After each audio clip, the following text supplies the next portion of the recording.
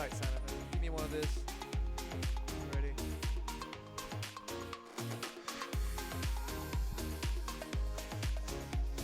Yes? Yes.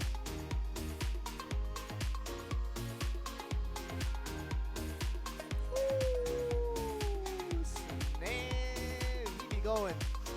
We are not saying that one on stream. He be on that. He be on that. Oh, he be on that one. Oh. Ooh, boy. Yeah.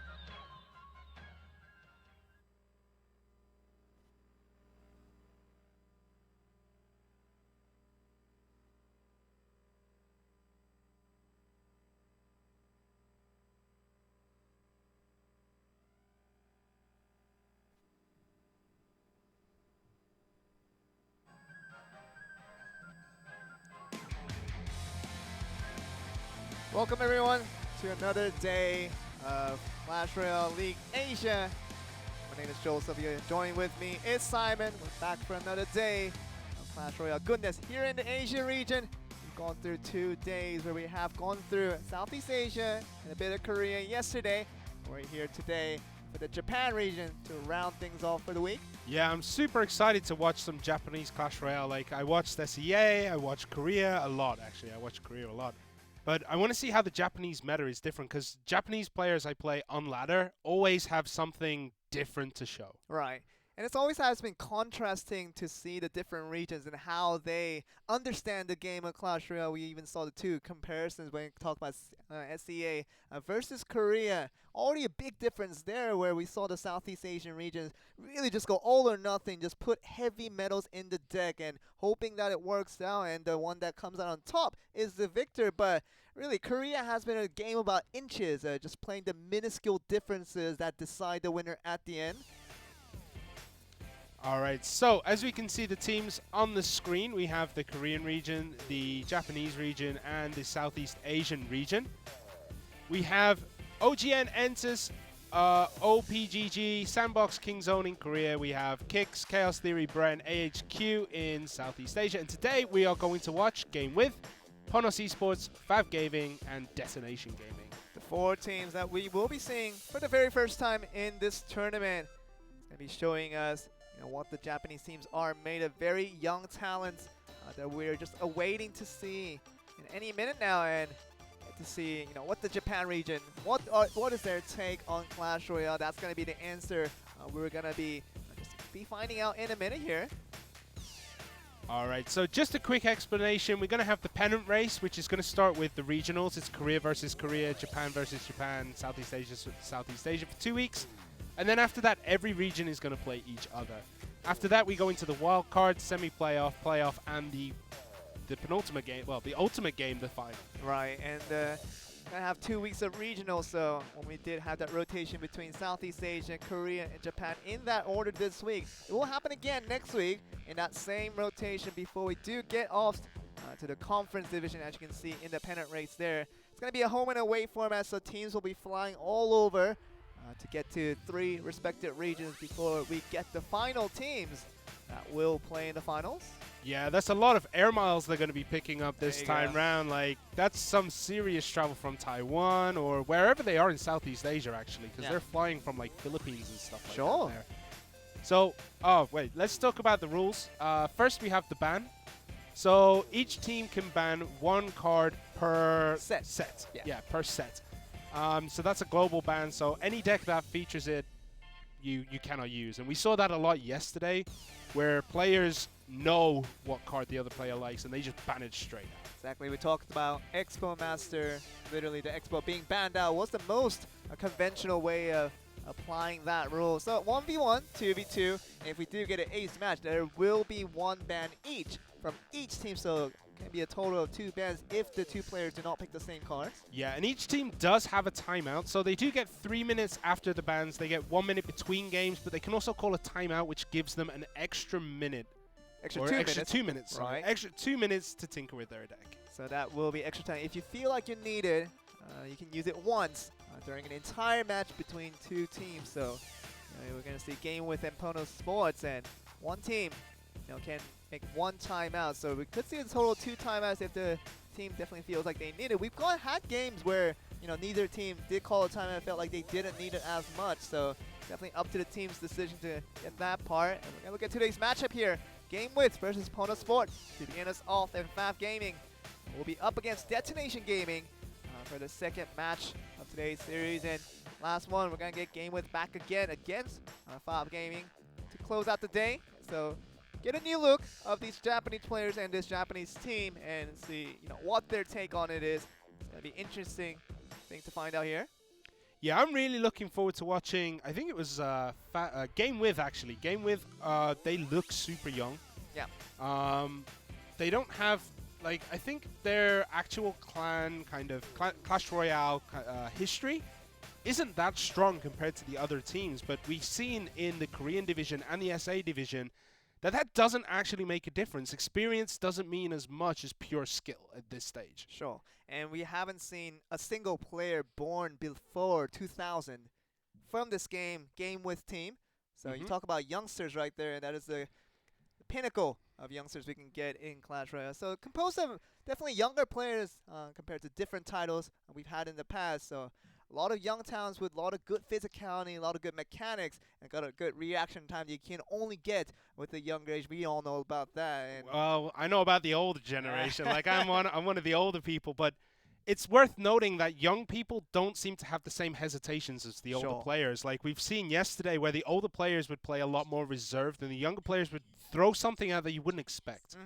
And they just go for the throat, and it really does show in their games that they're just, I need to win this, I want to win this, and they're not looking like, oh, I need to save face or anything like that. And it's absolutely just mechanic in the way they pull off the strats, right? It's just about not really mixing in emotions in the plays that you're trying to just have, but you putting in, if it's literally 1+1, they know how to answer that is going to be 2, but they don't have to think about it because they're so young and so fresh in the way they react to different situations. So it's really interesting to see how the players from Japan will pull off the plays today. But a lot of questions up in the air, obviously, to see Japan for the very first time. Of course, we'll see them on the longer run as we do have months and months of Clash Royale in Asia tournament.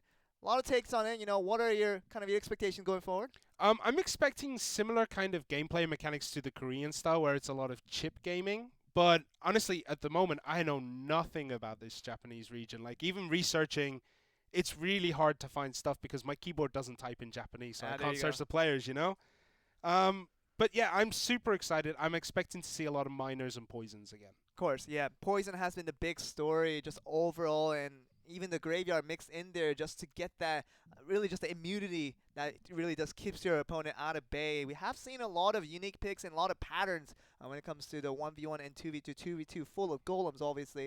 It has been all about the golems and really no other investment other than that. And we've seen rages from time to time coming from 2v2 as well. Now that we have this as a official format in the competitive scenes, really has been interesting to just kind of observe and kind of follow in the path of what we're going to be seeing for the future as well. Yesterday's 2v2 we had this crazy powerful push with golems, double princes, and rage, and balloon on top. Balloon, and it just, you saw a tower, it disappeared almost instantly. It was insane pushes. And just an absolute 100-0 we were watching there from that push. But we could see a lot more different things because it just seemed like 1v1, you can calculate the defensive strats and you can kind of react to different offensive situations as well. But we saw in 2v2, it's just like all in and everything just goes out in a single minute. You just have to make sure you do that same thing on the other end so you get the counter, so you get even in towers. But a lot of craziness in 2v2. Definitely not used to it yet, but we're slowly starting to get there.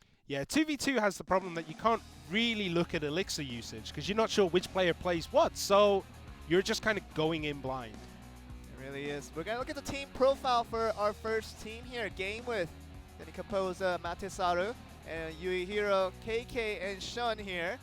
So 4 players with about a 6k average trophies. That's really high compared to what we've seen in other regions. Like Japan, Korea's average was usually about 5,500. Yeah. And we've seen a lot of people below that 5k mark as well, kind of saying the fact that they've been using different decks and using different experimental picks that obviously cost them a little bit trophy here, and they're playing in that top tier ranking. So it seems like the Japanese team, at least for game width, as we're seeing now, has been all about trophies, and 6.4k, not too shabby. And pulling yourself, getting that title as a professional player, not bad here as well. Pono Sports, we already see a 6.6k with Mikan Booya, along with Fuchi, Tengod, and Raiki Jones as well. Just everything about what we're seeing from Pono Sports and game width, to be frank with you, it's like trophies are really up there for these guys in Japan. Yeah, I mean, maybe this shows that they put a lot more focus on the 1v1 aspect and not the 2v2 aspect, so we might see a completely different style of 2v2. But the high trophy count means they focus only 1v1, so we might see today that every game goes to an ace match because the players are going to be super strong. And it also shows you that maybe experimental strats aren't really big of a thing over there, where, when you have to try out different cards depending on the meta, and maybe some of these cards that you aren't used to as much, you could drop in the trophy, and that is an understandable thing, at least here in Korea. But when you have such trophy count, such high trophy count for all of these teams here, it goes to show you it's either one or two things, that they only play the decks they feel comfortable with, they just play the cards they know, and they maneuver around it to get and collect the trophies, or they can play all these different cards and still be able to win out all the 1v1s in there in front of them. So if it becomes the latter, that will be a highly impressive thing to really observe here. Yeah, and I forgot what I was going to say. Yeah, it's really hard. Like, as soon as you change a deck, you change one card or two cards, you've lost the rhythm that you had with the old deck.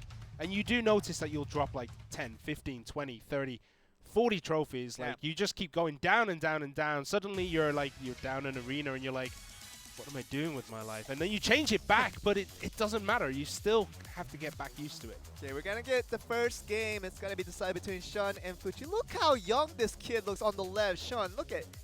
He is 12, by the way. I mean... He looks 12, but he's actually, 17? 17. You're kidding me over there. That is absolutely a youngster playing in this competitive level.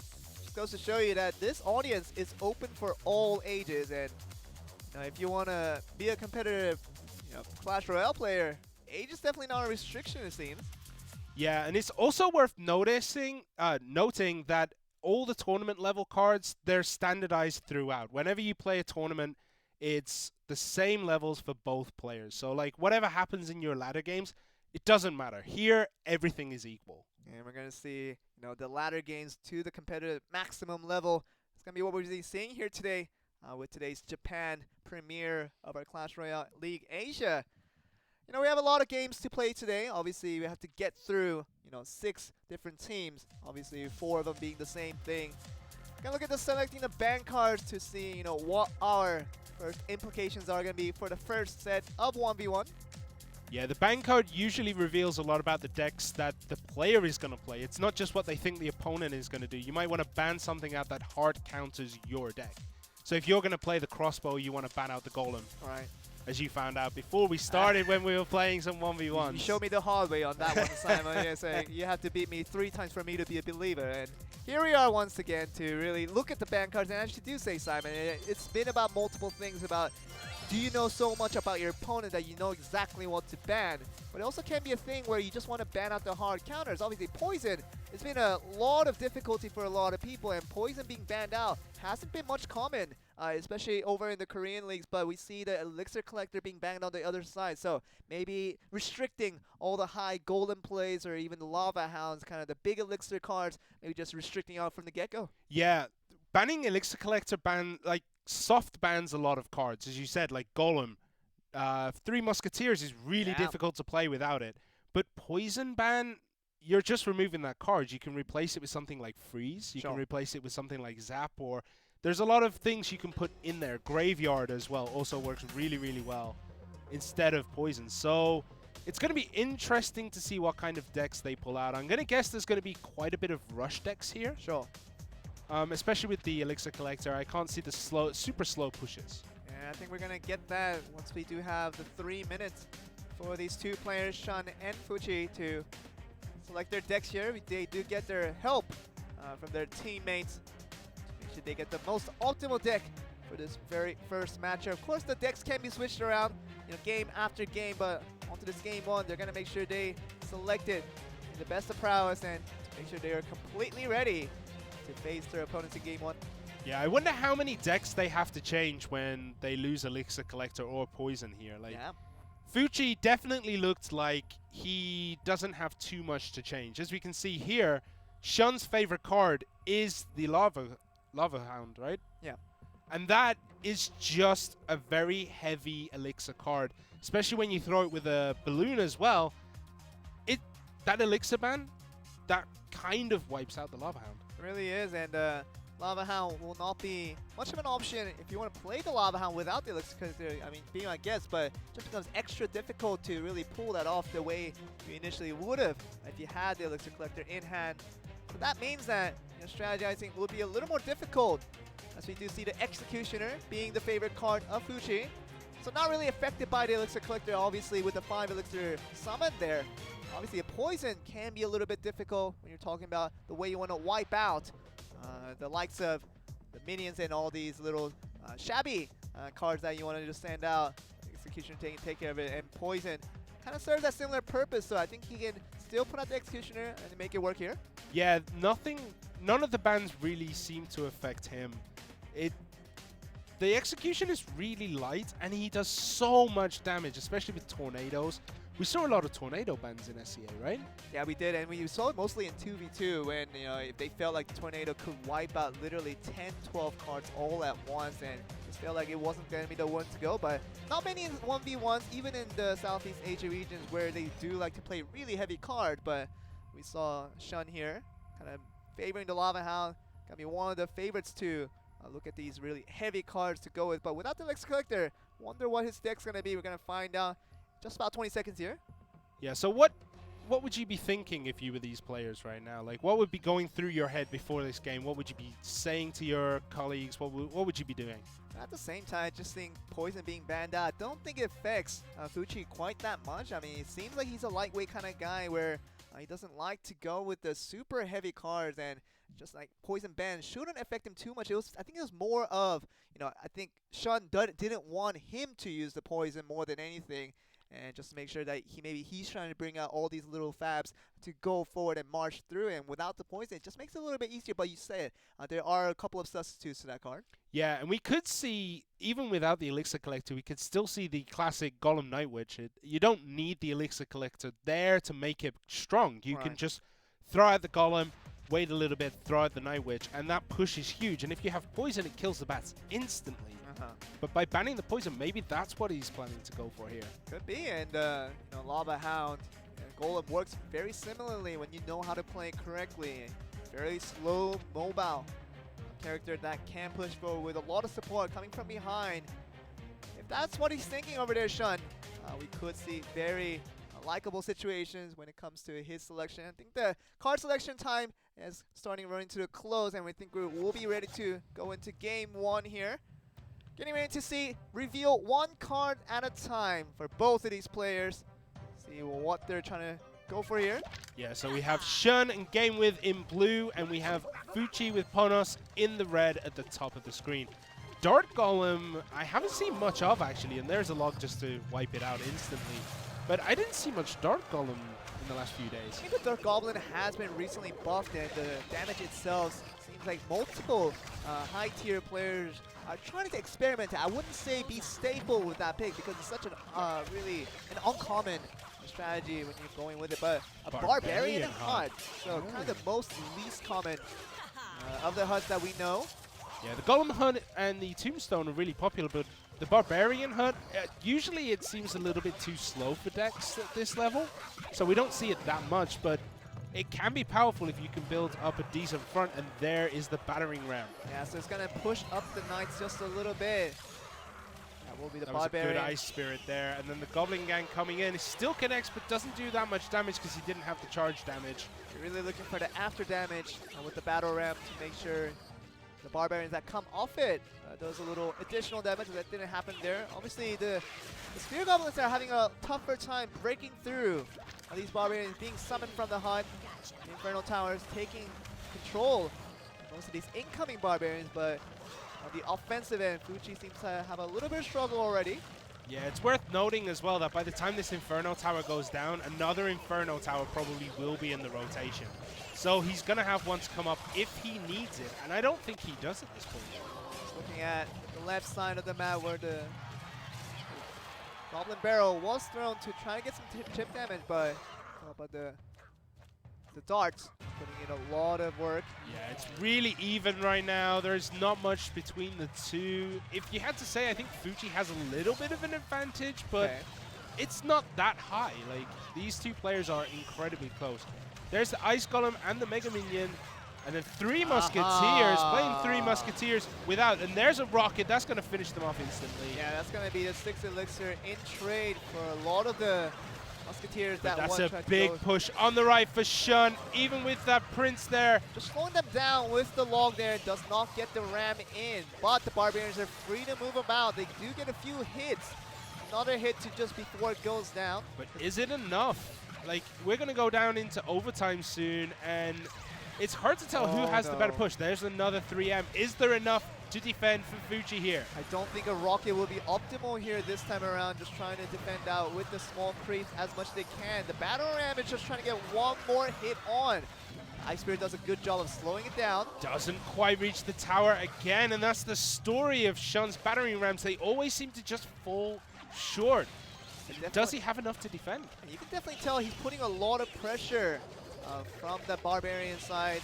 He's moving with the guards, and really not much time for Fuchi to put in a counterattack when so much pressure is being put by Shun. Yeah, we're now into overtime. We have 2.5 minutes of overtime left. Next tower does take the victory. Princess not even white from behind. There's 2 Princess standing in the back. March now and just turning all the attempts coming in from Shun. Good log there to take out that Dark Goblin, but that's a big push. 2 Barbarians, 3 Elites. But I think the 2 Princesses, 2 Princesses just make short work of nearly everything. It really does, and there's not really much of a way for Shun to get rid of those 2 Princesses. Oh, really nice Rocket coming there, not wiping at 9 Elixirs worth. 3 Musketeers there. Goblin is going to be coming through the barrels. Is he going to get enough damage, though? It doesn't look like there's going to be enough damage to finish it off this time, but that tower is incredibly low. It is going to fall really, really soon, I think. For being in the overtime, you have to go all in on one side. That has been the story of Fuchi right now. He's just trying to get the Goblin Barrels at the right position to make sure they move forward with this. Yeah, Shun put a lot onto that right-hand lane. Wasn't to try and take the tower, it's to try and take pressure off his bottom left-hand side. Okay, so very good job of guards holding out. The Goblins coming from the barrels. Goblin Gang's being summoned again. Musketeers now have the tower, though. That's going to deal so much damage. Okay, so the left side was finished in a touch where You know, we've seen him handle the Three Musketeers from Rocket and from the various aspects, but that time he left it alone, tried to go for the counterattack late, and we saw him being punished there by the Three Musketeers, going unscathed there. Yeah, the Three Musketeers were on the right-hand side. The other stuff was on the left, but the problem is if you just leave those Three Musketeers alone, it is going to take that tower really, really quickly. But so you're splitting the defenses, but there was enough on the left-hand side to just go through and take the tower. You know, splitting 2-1 there from the left to the right, and that was good enough for Shun. Definitely a person that we feel like likes to play the big cards. We saw him just there in the first game playing the Three Musketeers. That was the main part of his story. And the Barbarian, we thought it was a little bit of a trick going into from our expectations of this guy, but showed that pressure's on is what he's trying to do with Shun. Try to move on left and right. Give all the defense, all the pressure to defend out both sides to make sure you're not attacking from the other end. Seems like Shun gets the story that he wanted at the first game. He just wants to continue on here. Yeah, I gotta ask you, at this point, would you change your deck if you were Shun, or would you keep it the same? I just feel like, you know, Shun, if it ain't broke, don't fix it. And it just feels like the other end should be the one to make a repair to make sure they can compensate for all these heavy damage coming in from both sides. You just gotta be able to concentrate there. It just seems like Shun is that type of guy who likes to play heavy, and just when you have a core characteristic like that, it's just a little bit tougher to change, but it is a little bit easier to react when you're on the other side. See, if I was Shun, I would change my deck because my opponent knows that I used the heavy deck last time. So maybe I should use a different deck this time to counter the counter of that deck. Sure, a lot of mind games that could be involved here, but we're gonna find out once we do get onto game 2. First one did go over to Shun, coming from game with, but a lot of youngsters in this roster, and the youngest of them being Shun. Starting us off here. It seems like game 2 will be underway very, very soon here. Yeah, we should be going just into game now. I can hear the sound effects below the graphic. Here we go. Shun again in the blue with game with, and Fuchi, Panos Sports in red at the top of the screen. Gonna stay at full elixir for now. Skeleton Barrel is gonna be the first one being played. Baby Dragon been the one to set up for the counter. Baby Dragon is a very good counter to Skeleton Balloon. Very good counter. Even the landing skeletons will have a tough time there. Okay, we're gonna see another dragon with the Inferno this time around just to compensate for the Valkyrie there. Yeah, really good switch here from Shun. Fuchi, if he was prepared for a super heavy deck, he's not getting it this time. There's a Night Witch. Okay, we might be able to see a Golem if that's the ultimate partnership. Ooh, Electro good Wizard. rocket there, taking out that wizard, but yeah. There's nothing in front to support this Night Witch. Usually you want to try and put something heavy in front to take all the damage because she is very, very squishy. Hey, it wasn't really summoned to really specifically counter anything. It was just summoned at the back of the King's Tower, hoping that it would compensate doing something, but guards are going to be summoned for the time being. And there's another Skeleton Balloon. He does have a Baby Dragon to compensate. He does get it in time. Get the landing skeletons as well, no problem there. But Valkyrie is going to make super light work of these elite guards. And again, Dark Goblin will make light work of the Baby Dragon if that lug is he does just barely in reach range. Yep, and the Valkyrie mostly likely is slowing down the Baby Dragon from doing any damage There's to the Princess Tower, but I see a rocket coming through. Gonna trade 5 for 6 on that one. That seems a bit of an uneven trade, I think. Rocket in the hut. It's a bit overkill, I would have to agree, because you know you're losing 1 elixir. You're not doing any damage to the tower even, so you're just losing out 1 elixir in a trade where you felt like you could have done a little bit better as a substitute, but maybe that was his plan that didn't want to go with on you. Yeah, I mean, this is not looking good for Shun, but Fuchi's attack seems quite weak. Oh, there is the Golem finally. Yeah, we thought we would see this, obviously, with the Night Witch in his deck. Kind of showed us something. Ever since the Golem was summoned, the Skeleton Barrel is going to be hovered up here, knowing that there's not going to be much counters to this deck here. Yeah, this is really dangerous for Shun. He has to be able to withstand the pressure whilst that Golem Night Witch goes forward, but the Inferno Dragon Fireball comes in, but it's not going to be enough. Okay, the Inferno Dragon was summoned just to the left of the Electro Wizard that got him out of range. Kept this increasing damage going. Golem splits into 2 is going to get 1 each onto different towers here. Yeah, that's not good when the Golems split like that. You kind of want both Golems to go down exactly the same route. Oh, another loss of elixir there by Right now, he just feels like he doesn't have a great answer to the Goblin Hunt.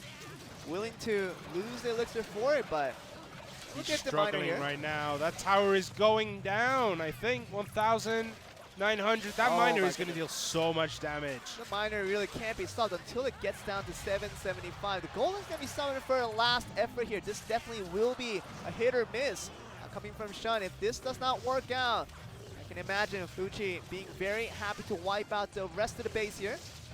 Whatever Fuchi puts in front of this push, anything that survives is going to take that tower. Now, which takes so much damage there. And the Fireball even just doing so much damage to multiple units here. Infernal Dragon Summon on the left side. So that's an interesting spectacle to look at here. Yeah, I think he was expecting the Golem to start moving towards that hut. Oh no, he literally rocketed at nothing. No, he hit the tower, I think, but the tower was the hut was already down. Exactly, that's what I'm saying. Yeah, I think he was. That tower's so in trouble now. The miner still 500 HP. But look at this. This is definitely a game where Fuchi feels a lot better for his efforts here. But the Electro Wizard really counting a lot of cards here for Shun, and both of the dragons really not able to do much. Last Golem effort, as I did say last time around, this is really going to be the last Golem when this one fails. 298 on the board. The miner would be able to finish him off. Even the Dark Goblin at the end trying to put this damage going through. I don't know what is going to come here for Shun, but everything is so far forward. A miner in the back will finish this game. Yeah, you can see the miner being summoned, your guard summoned reactively right away, so gotta get it for now. Just not enough. And the golems and the bats are on that tower. There's a tornado. Whoa, my goodness, the Infernal Tower on the left. Again with the distraction on the right-hand side. I was looking at the golems and everything there. I did not notice that Inferno Dragon on the left-hand side. Us being distracted, you have to imagine the player was distracted as well. So much attention going to the right side of the map, and you had to look at, what was going through his head when you tried to get the Golem. We thought he had the clear counter and exactly knew what he wanted to do there, but couldn't compensate for the multiple attempts that Shun had out. So this heavy favoring card, heavy favoring player we know as Shun now. We saw him do it with the Three Musketeers in game one. We see him finish off in a 2-0 format with the Golem deck the second time around. So strong. I mean, using the golems there as a distraction, that's a high-risk play. That's 8 elixir you have tied up there. Exactly. And then he threw the Infernal Dragon on the left-hand side. Like, I didn't notice it. Did you notice it? I think it was traveling to the middle at first and went for the Goblin Hunt. Then it traveled a little bit to the left at the end. That's something I have to imagine, but I really know. I haven't really seen the details of how the Infernal Dragon got there in the first place, just beyond me. Yeah, I didn't see it at all. The Lightning Wizard, I don't know where he was. Where was Electro Wizard? Electro Wizard on the right side of the map, so it was targeting away from the Inferno Dragon. It was mostly targeting the Baby Dragon more than anything, but interesting game. I can't wait to see the replay. We'll get that in after we do get some time to rest here. But for the time being, very nice showing by Shun and the entire team of Game With, really putting the numbers onto Pono Sports right now. Yeah, I think even if Fuchi, even if Fuchi defended that right-hand side, the left-hand side, the right-hand side. Oh, it would have been good. It definitely would have been good. It was such a strong push on both fronts that it just walked in, took everything out, and honestly, I need to watch that replay back again. We're going to be on for that. Once we get a couple of minutes to finish off the 2v2 that we're preparing for now, I'm sure we'll get a time and opportunity to look at that. I'm sure the Twitch viewers and the YouTube viewers, I'm sure they were there to watch it as we missed it. So it's really going to be interesting to see. Shun obviously did won, but how he won that one is going to be the one to look at later on. But 2v2 is getting underway between these two teams after Shun did get a very dominating 2-0 victory in that 1v1 phase in a very heavy card favored decks that he did use. We're going to see if 2v2 brings us a similar story here. Yeah, 2v2 we're going to have Amaterasu and Yuihiro? Yeah, Yuihiro. Sorry, my pronunciation in Japanese is awful. For Game With, and for Ponos, we're going to have Mikembuya and Tengard. Yeah. Very young players. Let's just take a look. Tengard has won a lot of stuff, actually. He's been the friendly match for the Japan team. He was the Crown Championship Japan finalist. Mikembuya was also a finalist in the Crown Championship Japan final. A very decorated duo of players they have over at Pono Sports, but Just goes to show you that, these very young players, 1999 born for Tengon and 1996 born for Mikanbuya, shows you that, these guys have been in the scene for quite a while and have kind of shown the experience of learning to play competitively and being under that pressure to do well. So in a situation where these two players really have to do well and bring their team back into the game, because if they lose this 2v2, it's going to be over for Pono Sports for this very first series. Yeah, alright, so what do we think is going to be banned in 2v2? I think Tornado. Tornado is for sure, at least one of the teams going to, if not two, it's been the pattern for the entire time. When you want to bring multiple cards into play onto single side, and you want to do that all in, Tornado's on really the biggest counter you can get on that one. That's true. Tornado is an incredibly strong card, especially when you chain it properly. Like we saw yesterday, one of the teams didn't chain it properly. They threw both down at the same time, and that's not how you want it to be. Tornado can keep giant skeletons away. It can keep golems away. It can keep everything off your tower, which is so strong in 2v2. And we know that 2v2 can be quite chaotic, as we've seen in the past few days. It's been about, how they can coordinate, how they can communicate with each other to make sure the entire deck is stacked for the entire all-in play we have seen time after time from multiple regions. Now, we're on to Japan. We're kind of getting a sense of what we can expect from these players, but Tornado, once again, my prediction does come correct on both sides. Yeah, double Tornado ban. At some point, someone's got to think, like, the other team is going to ban Tornado, and then what happens is no Tornadoes. Just in case. Just in case. There we go. And Tornado ban coming both sides. What do you think of that one? It's been pretty standard in the tournament. Like we've seen it quite a few times where Tornado is banned on both sides, but it opens up every other 2v2 possibility. Like we can see golems, we can see giants, we can see something crazy like a bomb tower. Like I mean, I've never seen a bomb tower in competitive play, but we might see it today. And just like everything is on the line when you have 16 cards to choose from. Although you can get duplicates of the same card. We've seen double Dark Princes. That has been a thing. But just mostly about, how the two players with the 16 choice of selections they can choose from. What are they going to go with now that the Tornado is the only excluded card from the choice? I think we're going to see a balloon. In all honesty, I think we can definitely see a balloon. At least on one side. Yeah. Lava Hound? I think Golem for sure. I think it has been mostly about Golem, just pushing that to the furthest range. And I think, although it's not the heaviest card, obviously 3 Musketeer with that 9 elixir can be the most optimal when it comes to just the amount of weight you can put on the elixir. But that 8 elixir Golem, it seems to be everyone's favorite choice when you just push everything behind it and just trying to make sure that can survive for the longest time being, since even after being broken up, it breaks up into 2 and it just buys you more time for the backline to do more damage. Also, you can put your 2 princes behind and push it forward a little bit faster, and then if there is anything, like, you want to try and use skeletons, right? Some small, lots of hits against the golems. Dark Prince just wipes the floor with it. It just becomes very tricky to play really small cards in this 2v2 just for the fact that everything is pushing onto the one side. Whenever you can do that, you really don't stand a chance when you summon like 3 skeletons out with 1 elixir. It just doesn't survive for very long. Yeah, you need big hitters against big hitters. There you go. Inferno Dragon definitely could be a good defensive tool. Inferno Tower is actually a pretty good defensive tool to pull away that golem. I just really think that Inferno Tower has been underused in 2v2 more than I think it's a little more viable. Inferno Dragons have been seen more often than not, obviously. They want to be a little bit mobile, a little bit flexible in the way the dragon can move around to get multiple targets. But I do see your point, especially with the golem, where it does double duty of knocking down the golem from range. And really, you can get increasing damage over time. But he also does the purpose of pulling it in and really not just kind of looting it away from your towers to get minimal damage. Yeah, that's super important to pull it away from the towers, but I can see why they don't use it. It is quite tricky to make sure that it hits the golem. Inferno Dragon, you can drop it roughly in the right place so that it targets instantly. But the Inferno Tower, you never know if that Dark Prince is going to walk around the side of the golem, get the aggro from the Inferno Tower, and then suddenly that golem starts hitting it, it's dead. Yeah.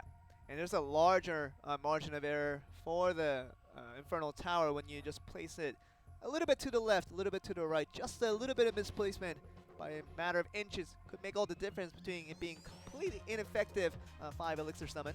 Yeah, all these guys, their favorite cards are pretty heavy cards, except for the Princess. Yeah, obviously. I think it was Mikan, who likes the princess, but everyone else is like Lava Hound, Golem, Giant. Those are 3 giant bodies that you just put everything else behind, and you can create this kind of death ball where anything your opponent tries to put in just instantly gets vaporized. And it just seems like the trend has kind of moved towards everybody liking the heavy decks and everybody liking the heavy cards. I just thought it was a Southeast Asian thing where, they like to be wild, they like to be aggressive, they want to attack every single time. And we've seen a little bit of that in Korea. Some of the Korean players really like the heavy decks, and something that wasn't characteristic, I thought, in the past with the way the Koreans approach the kind of the gaming style of any game, really. And in Clash Royale, you would think that the chip damage and the little bit of usage, kind of smart plays rotating around the little different cards would be the output, but you already see in Japan that even coming from Shun in that 1v1, that heavy decks seem to be favored of many people now. Yeah, and let's start with this game. Game with Amaterasu and Yuhiro in the blue on the bottom, and we have Tengod and Mikambuya in red for Ponos Sports. Lava Hound summon right away. The Dark Goblin has been seen multiple times today. He's gonna get in turret range, so not much damage done. Don't think he was intending that one. Yeah, we could have had that on the defense, which would have taken out pretty much the Inferno Dragon and a lot of the Lava Hound, but Bats used here to take out that Inferno Dragon, and then it's going to lock on. Oh, it doesn't even get a chance to lock on. This Golem is going straight for that Tombstone. Okay, the Tombstone will be knocked off in a minute here. Dark Goblin still doing a lot of work from behind. The Miner's going to be here just to finish off the Dark Goblin before it does anything. But still very high effective. Poison there, knocking on both the Dark Goblin and the Inferno Dragon. Yeah, the Flying Machine on defense seems to be working in 2v2. It's not so good in 1v1, but in 2v2, it's doing a really good job of just taking things out from the back. And then, even if it takes everything out of the back, you still have that body going forward, which is super useful. There you go, the Prince being countered by the guards here. The shield's knocked away. The easy pickings for these guys, but Lava Hound and Golem being summoned instantaneously at the same time for both sides here. Yeah, both teams want to start their big pushes behind here. There is the Inferno Dragon for Ponos. Yeah. There's the Inferno Dragon for Game With. Now, it's going to be interesting to see who hits what. The Inferno Dragon's going for the bats first and then goes for the Golem. Good lightning spell there. We saw the zap coming through, followed by the lightning, showed that they're really composed on finishing off the Infernal Dragon. The Miner went too far back. If you didn't notice that, the Miner went right up to that top left-hand corner instead of on the tower. But this Golem connects, and it's dealing so much damage. And really just that Miner, that loss of 3 elixir itself seemed like the difference there. Putting the Golem into play. Gonna be a lot of trying to efforts. Make sure this lands perfectly. Prince, it seems like he almost got the heat. The second Prince gets the one job done. A second knock, a third knock will That did so much damage. do a lot of damage to the King's Tower. So Game With, after winning that 1v1 already under the shoulders of Shun, they see them heavily in the lead once again, getting that 1 tower plus a lot of damage to the King's Tower already. Yeah, this has to be Game With's last attack. There is no way you can get another Lava Hound that close to the tower within 13 seconds. I don't even think this one is going to get to the tower. There's the Miner. He's throwing everything here, and I just don't think it's going to be enough. Okay, the Tombstone just being there for desperation efforts, but the Golem hasn't So been close. broken into stage 2 yet. Very, very close, but I gotta be honest here. Even if he knocked that first tower off, King's Tower was gonna go down eventually. Yeah, it was in such, Game With were in such bad shape after losing that tower. And they only lost that tower because it seemed they put a little bit too much elixir on the other side, while Ponos was still like, okay, we're just going down this side over and over and over again. You just feel like you want to be reactive to the defensive efforts, but at the same time, when you have literally a billion cards on one side coming from your enemies, you want to throw out a similar effort on the other side just to counter for the trade in tower, but that wasn't the case. Just summoning a Miner down the upper left flank was not the answer to go with for the Shun's teammates in Game With, who do lose out the first match after him on an individual effort has pulled off a nice 2-0 victory to get his team ahead. Yeah, I think Bandit would have been better than Miner at that point. Okay. In all honesty, I think a Miner goes right to the back, right? Misplaced, but it still has to go through the tower. I think if you had a Bandit there, it deals a little bit more damage instantly and makes people a little bit more worried than the miner. You can leave a miner, you know exactly how much damage it's going to do. But a bandit, sometimes they can get an extra hit off if they're just lucky. It really can, and it does hold up pretty well with a decent amount of HP with the bandit. And we've seen it done before, startingly a lot of people left and right, but the one that got startled this time around was Game With after winning the 1v1 rather cleanly. They come here in 2v2 Pona Sport showing what is up and has shown up to perform here in a very nice first win from these guys. That Golem Rush, compared to the Lava Hound, seemed a little more effective there. Yeah, the Lava Hound just didn't quite do its job that game. So we're going into game number 2 now. Once again, Amaterasu and Yuhiro in the blue, Tengad and Mikamboya in the red. I'm expecting much of the same, to be honest. But it seems I'm already wrong. Very much an early start. Trying to go for the early chip damage. That was a very aggressive start from Game With. The miner straight away. Usually you want to try and keep that for a little bit later. Double Mega Minions, just to make sure that everything stays intact. The miner comes through once again. I'm going to guess that's double miner for Game With.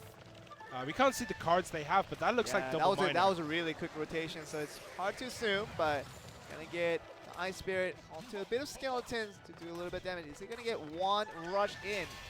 Barely gets there, so Pekka being summoned this time around is the choice coming in from Game with the Bats, trying to create some distraction.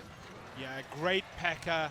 Pekka is such a good card because, oh, the Golem's gone down the other side though. We have the Inferno Dragon on the defense, but Pekka would have been so much better there. How much is he willing to trade on this one? Because Pekka will not be there for a direct counter. Inferno Dragon, it has been zapped off, but otherwise it's still not being compensated for. Yeah, second one coming through, but it really is a very much a loss coming in for the side of Game With. We're now suffering so much damage onto this left side here. Very much well covered for though, comparatively.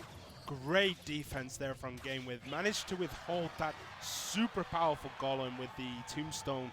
Just pulling away the Golem in time, basically. If it was a second later, we would have seen so much more damage onto that tower. It's easy to get startled when you're the Zap, trying to zap the Inferno Dragon to make sure it changes the target to the Mega Minion. Was kind of the intention there, driving the Pekka on the right side. Didn't happen. It's easy to get started when things go wrong like that, but still very composed to keep the pressure on the left side. And see Pekka versus Golem. That's the perfect matchup. That's kind of what you want at this point because Pekka can deal so much damage to that Golem. He's going to have the help coming from the Inferno Dragon to help him up just a little bit here. The Inferno Dragon actually targeted straight away at that Golem. So that means this is over. That push just doesn't work. Okay, but it's not going to be a lot of damage coming as of yet. Let's see the rocket. Good rocket again.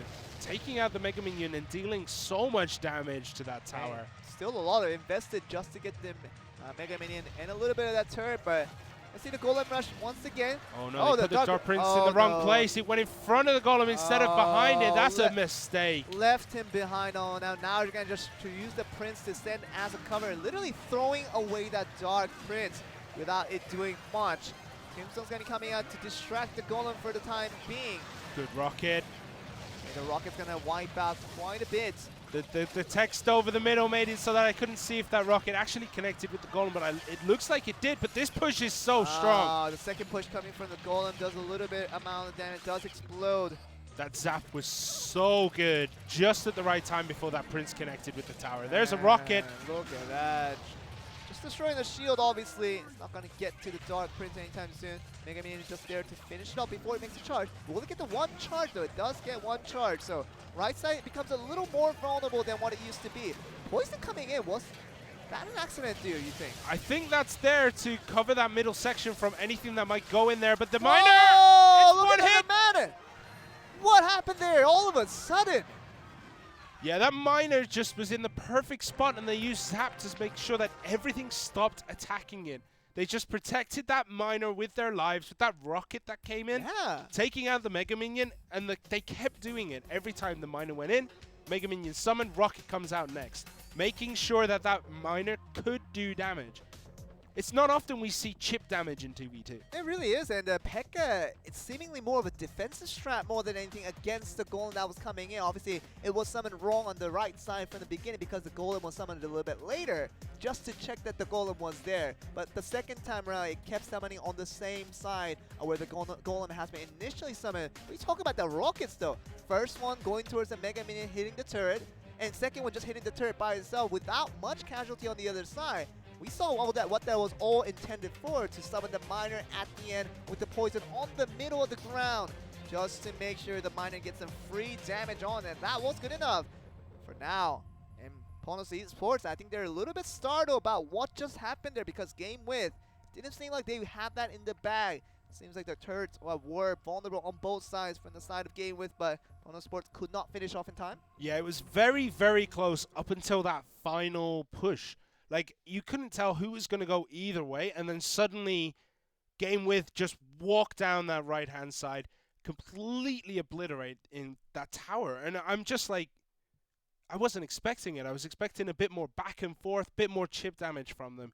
But instead, they just went all out, took it. We have a lot of replays to look at once the games are going to be over with, because a lot of unexpected plays being happened here in this Japan region, where we've been getting a lot of entertaining games so far, from 1v1 now to 2v2. It's going to be the last game here to decide everything between these two teams. Whether Game With can finish it all right here in this series, just winning out to 2v2 ought to do it. Or whether we're going to get to the set 3 if Ponos Sports to win out this one. This is the ace match. Seems like Game With are going for the same strategy as last time. And it looks like Ponos have gone with the same deck as well, with the Mega Minion coming out, but we can't really tell until we start seeing the Golems and the Princes come down. Yeah, Mega Minion's a little more common, obviously. The Golem does come through, as you do say. Another Mega Minion being summoned, just to compensate for the Mega Minion coming in from the other side. P.E.K.K.A being there on the left, just to make sure it's there for the defense against the Golem, which has been very effective in that last match. The Golem wasn't that effective in the last match due to this P.E.K.K.A and Inferno Golem, Inferno Dragon combo. And it looks like it's not going to... Oh, great lightning spell there. Okay. Obliterating that Inferno Dragon. And the P.E.K.K.A has gone down significantly in damage as well. The HP going down for that P.E.K.K.A. Such a big push, but well defended again there from Game With. Game With are really good at defending, and look at the miner on the top left-hand side. Yeah, it does a lot of chip damage. That's what they've been all about, to defeat this Golem composition being formed by Game With here. Yeah, so both towers are roughly at the same, 1792 and 1743. I feel like I'm getting an eye check right now. Like, the number seems so far away from me. But there's the... Oh, this time they've put it in the right position. The Golem and the Dark Prince, one behind the other. That's what you need when you start doing these Golem pushes. I would imagine the P.E.K.K.A would make its appearance very, very soon here. Infernal Dragon and the P.E.K.K.A just being summoned on the front of the stage here to get the Golem nowhere inside before anything happens here. P.E.K.K.A's going to be stopped just for between here. Quickly that Golem got cleaned up there. Such a good hard counter. And then if they have anything else... Look at the miner though being pushed. All the aggro has been onto that direction. Zap nicely done. Yeah, the Zap there. MVP card, making sure that Inferno Dragon didn't target the tower, because if it did, it would have done insane amounts of damage. It still does significant amount of damage through that push where it really worked out. You talk about the Golem being wiped out quite immediately, then you just suffer from such a loss of elixir that really didn't get you anything. And the good thing is, with Game With, anything they have that survives the push, like survives defending this push, is just going to go forward and deal so much damage. Like, the P.E.K.K.A comes out, it's going to hit the tower, it kills the tower. Yeah. You have the Inferno Dragon, it connects with the tower is dead. Like, look at this push right now. Dark Prince, P.E.K.K.A, Mega Minion, Miner, Rocket. There is so much there. I don't know if he can defend against this one. 779 with the poison being planted to wipe it out. The Golem's going to create a little bit of distraction, but I imagine this will be wiped out in a matter of time. Yeah, P.E.K.K.A getting 2 free hits there. He killed the first Golem. manages to do significant damage to the second golem. That golem's in such bad shape, I don't think it's even going to reach a tower at this point. But there's only 745 hit points on that tower left. Oh, these golems are going to connect. The first explosion happened, the second one ought to happen very soon. Can this Prince be compensated for? Going to be get down from the Tombstone, but the 479. It's going to get it down to 47. There it goes. That is going to be good enough. That was a very, very close one from both sides, but yeah, we got the indication that Game With got the victory at the end. So them winning out 2v2, followed by the 1v1 previously, is going to get them into a very nice victory for the very first series. Yeah, Game With showed today that they are going to be one of the strong teams in this league. Like, their play today was executed almost perfectly. Yes, they dropped one game, but every game they won in convincing fashion. Definitely, with domination kind of written under the line, the way they Game With kind of showed up to play today against Pono Sports. Definitely no slouch with Pono Sports in the way they tried to go with it, but we're going to try to go with this right here. Oh, yeah. I just can't see many teams going against Game With here. Yeah. Even in the Korean teams, the SEA teams, Game With today showed that they are incredibly perfect in executing their plans. And we do get to see them once later in the broadcast here with Match 3. We'll bring Game With and FAV Gaming. FAV Gaming will be able to show us what they're made of in Game 2. Once they do make their play, but we finally do get to see the replays we've been waiting for here from the 2v2. There's that P.E.K.K.A, and that P.E.K.K.A is so good on the defense here. Look at that, just being destroyed, carved one by one, just cutting rocks here with his sword. Quite amazing there, and there's the miner going in the back and a miner in the front. I didn't even notice they put a miner in front and back of that tower. It just deals so much damage and takes aggression. And this, look, almost 3 free hits on that golem there. Yeah, that is so useful for Game With, and that's what helped them win. That little bit of extra damage from that P.E.K.K.A allowed them to just push forward with no regard for their tower. Let's look at the last bit of spells here, because I think it was a lot closer than what it initially seemed. You saw 2 explosions coming from the last bits of golems.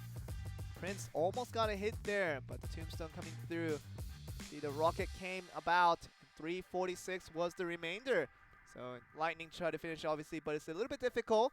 But I think we're going to get onto an interview. I think we'll have a translator available to you guys, and you'll be able to take that away.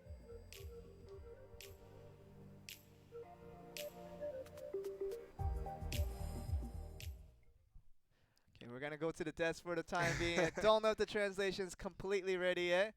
But yeah, we're getting a sign that we're getting no audio from the Japanese broadcasting company. So it's going to be a little bit of settling out just to make sure everything is all right and good to go before we head on. But, you know, basically, a lot to hear from Sean and the rest of this Game With squad where he showed us a very good performance from 1v1 down to 2v2. Just a lot more to expect them, and you'll always see them after the upcoming series that will come in the third series. They will be against FAV Gaming, which you'll see in the very one coming very soon here. Yeah, I mean, does that put Game With in kind of a bad situation that FAV Gaming have seen a lot of their decks and a lot of their strategies? Do you think that puts Game With at a disadvantage here? I think Game With will be at the same situation there. They will be able to see the second series between FAV Gaming and Detonation Gaming. So similar information will be shared, obviously. So, you know, if one team was the only one to look at the other team's strats and really not revealing their own, obviously your point would be correct on that. But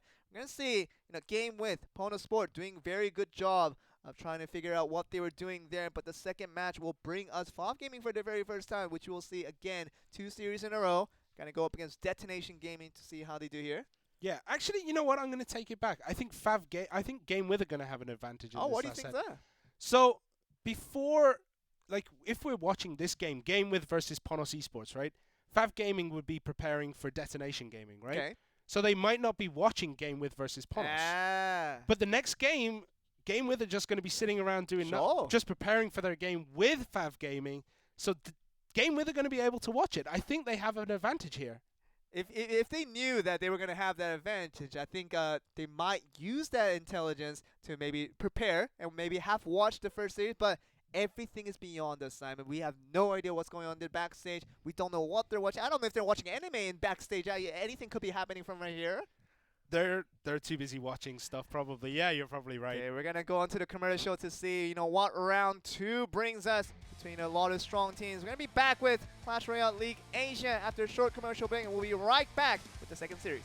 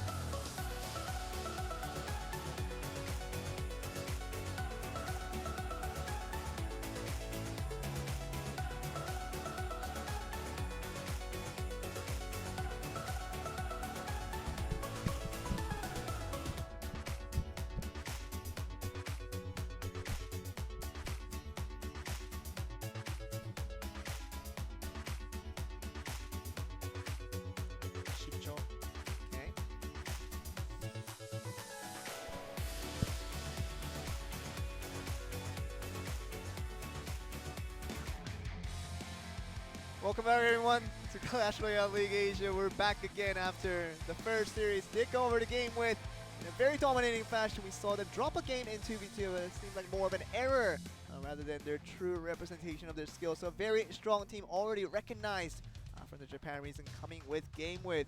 We're going to look at two more teams here as we do get onto the second series with Fob Gaming and Detonation Gaming. Going to first look at Fob Gaming on the left side of the map. Going to look at Rad, Kensumeshi, Oz, and Yakitori to kind of round up the lineup. Yeah, for Fob everyone here has 6,000 plus trophies. Oh, this is an incredibly strong 1v1 kind of team. Really is, and we saw Shun earlier, has been kind of showing us what it means to be a top 1v1 player over there in Japan. Gonna get an example of that here, where we do see Fob Gaming with very high average trophies all around. We're gonna look at Detonation Gaming as well. Gonna look at Lewis, Ku, Pierre Meki, and Masumoton coming from this team here. Gonna see obviously a lesser average trophy count for this specific team here. Yeah, Lewis is kind of bringing down the average with just over 4,800.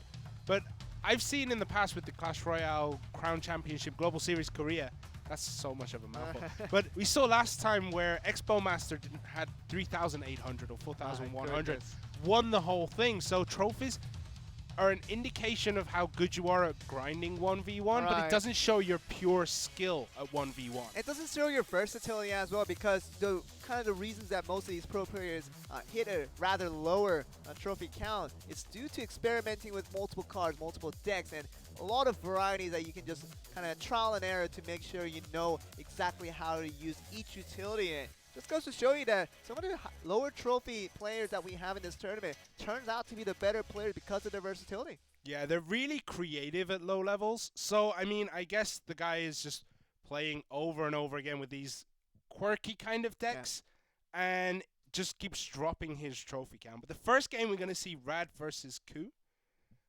We don't know much about these players right now. We're going to find out soon enough, because we did get a first sighting of Shun, and we're very, very impressed with the very youngster who really like to show the heavy cards, and how they pull it out was quite impressive in itself. Yeah, Shun's performance makes me optimistic for the rest of today. Like, if Rad and Ku have even half the same skill as he does, we're going to be watching some entertaining games.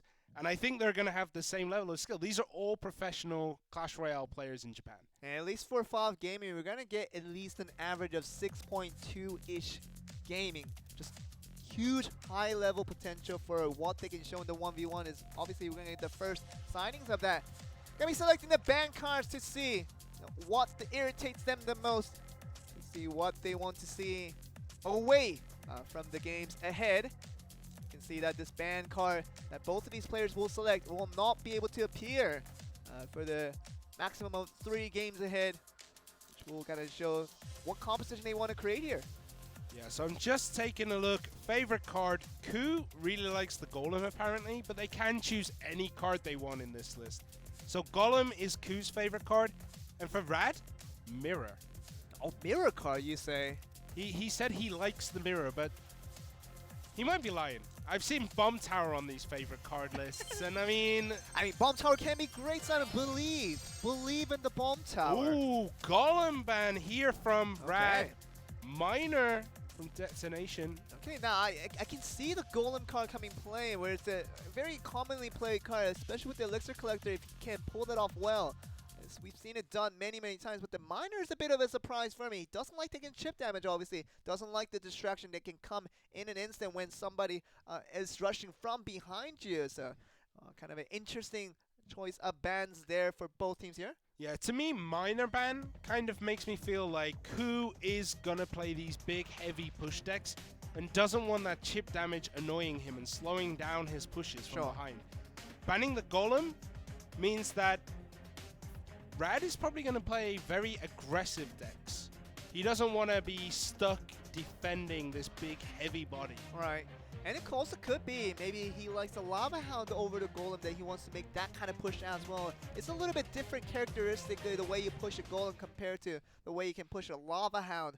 Has been shown strategically various when it comes to past signings of those two different cards. But banning out the golem. We're gonna see a little bit of different strategy compared to the conventional ones we've seen so far. Yeah, if you have Golem in your deck, what would you replace him with? I'm going to assume Giant would Giant probably is be the closest.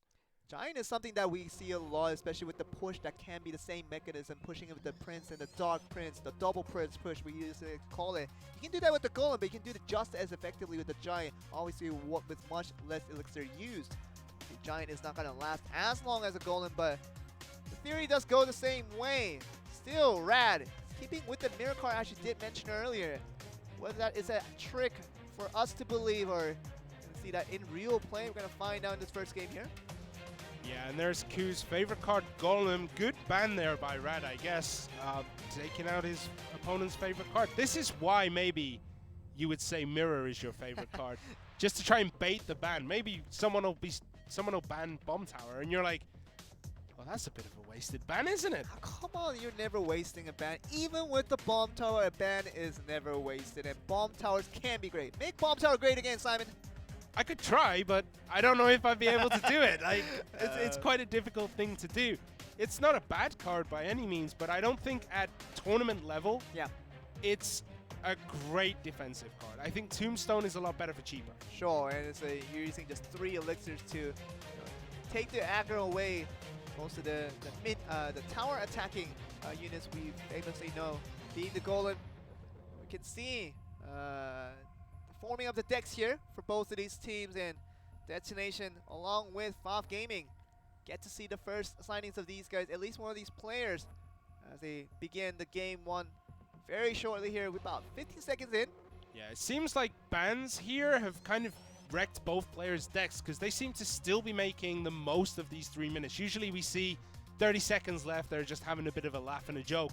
But these guys seem to be completely focused on making these decks. Even to the last second there we saw they were still making changes to these decks. I think they're about to be ready soon. The timer has run out, and we'll get to see the first sighting of FAV Gaming and Detonation Gaming to see which team does come out stronger. We saw FAV Gaming with almost a 6.2k average trophies for every player on that team. So any player you send out, it won't be a shame to pull out as well.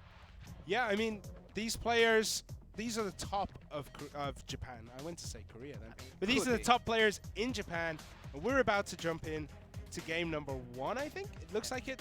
They're having a bit of a discussion with the staff, but we're almost ready to go in. We will get a notification if a timeout has been called, but most likely we will get straight onto the first game between these two teams. First signings once again, kind of being remarked to a point where our expectations are high after seeing the first series between Game With and Pono Sports with Sean and the rest of the team coming from that left side with Game With, showing us very impressive strats to go forward and raise our overall expectations for the entire region of Japan. So, it really goes to show you that these two teams really high expectations for them as well.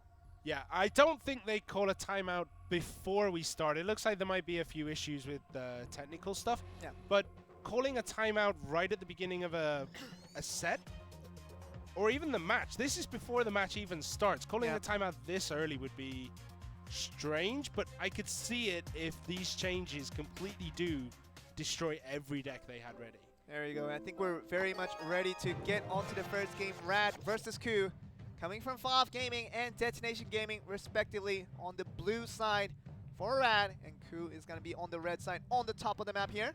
Yeah, passing out that good luck, and then not even a good luck in return. We see the Tombstone being played.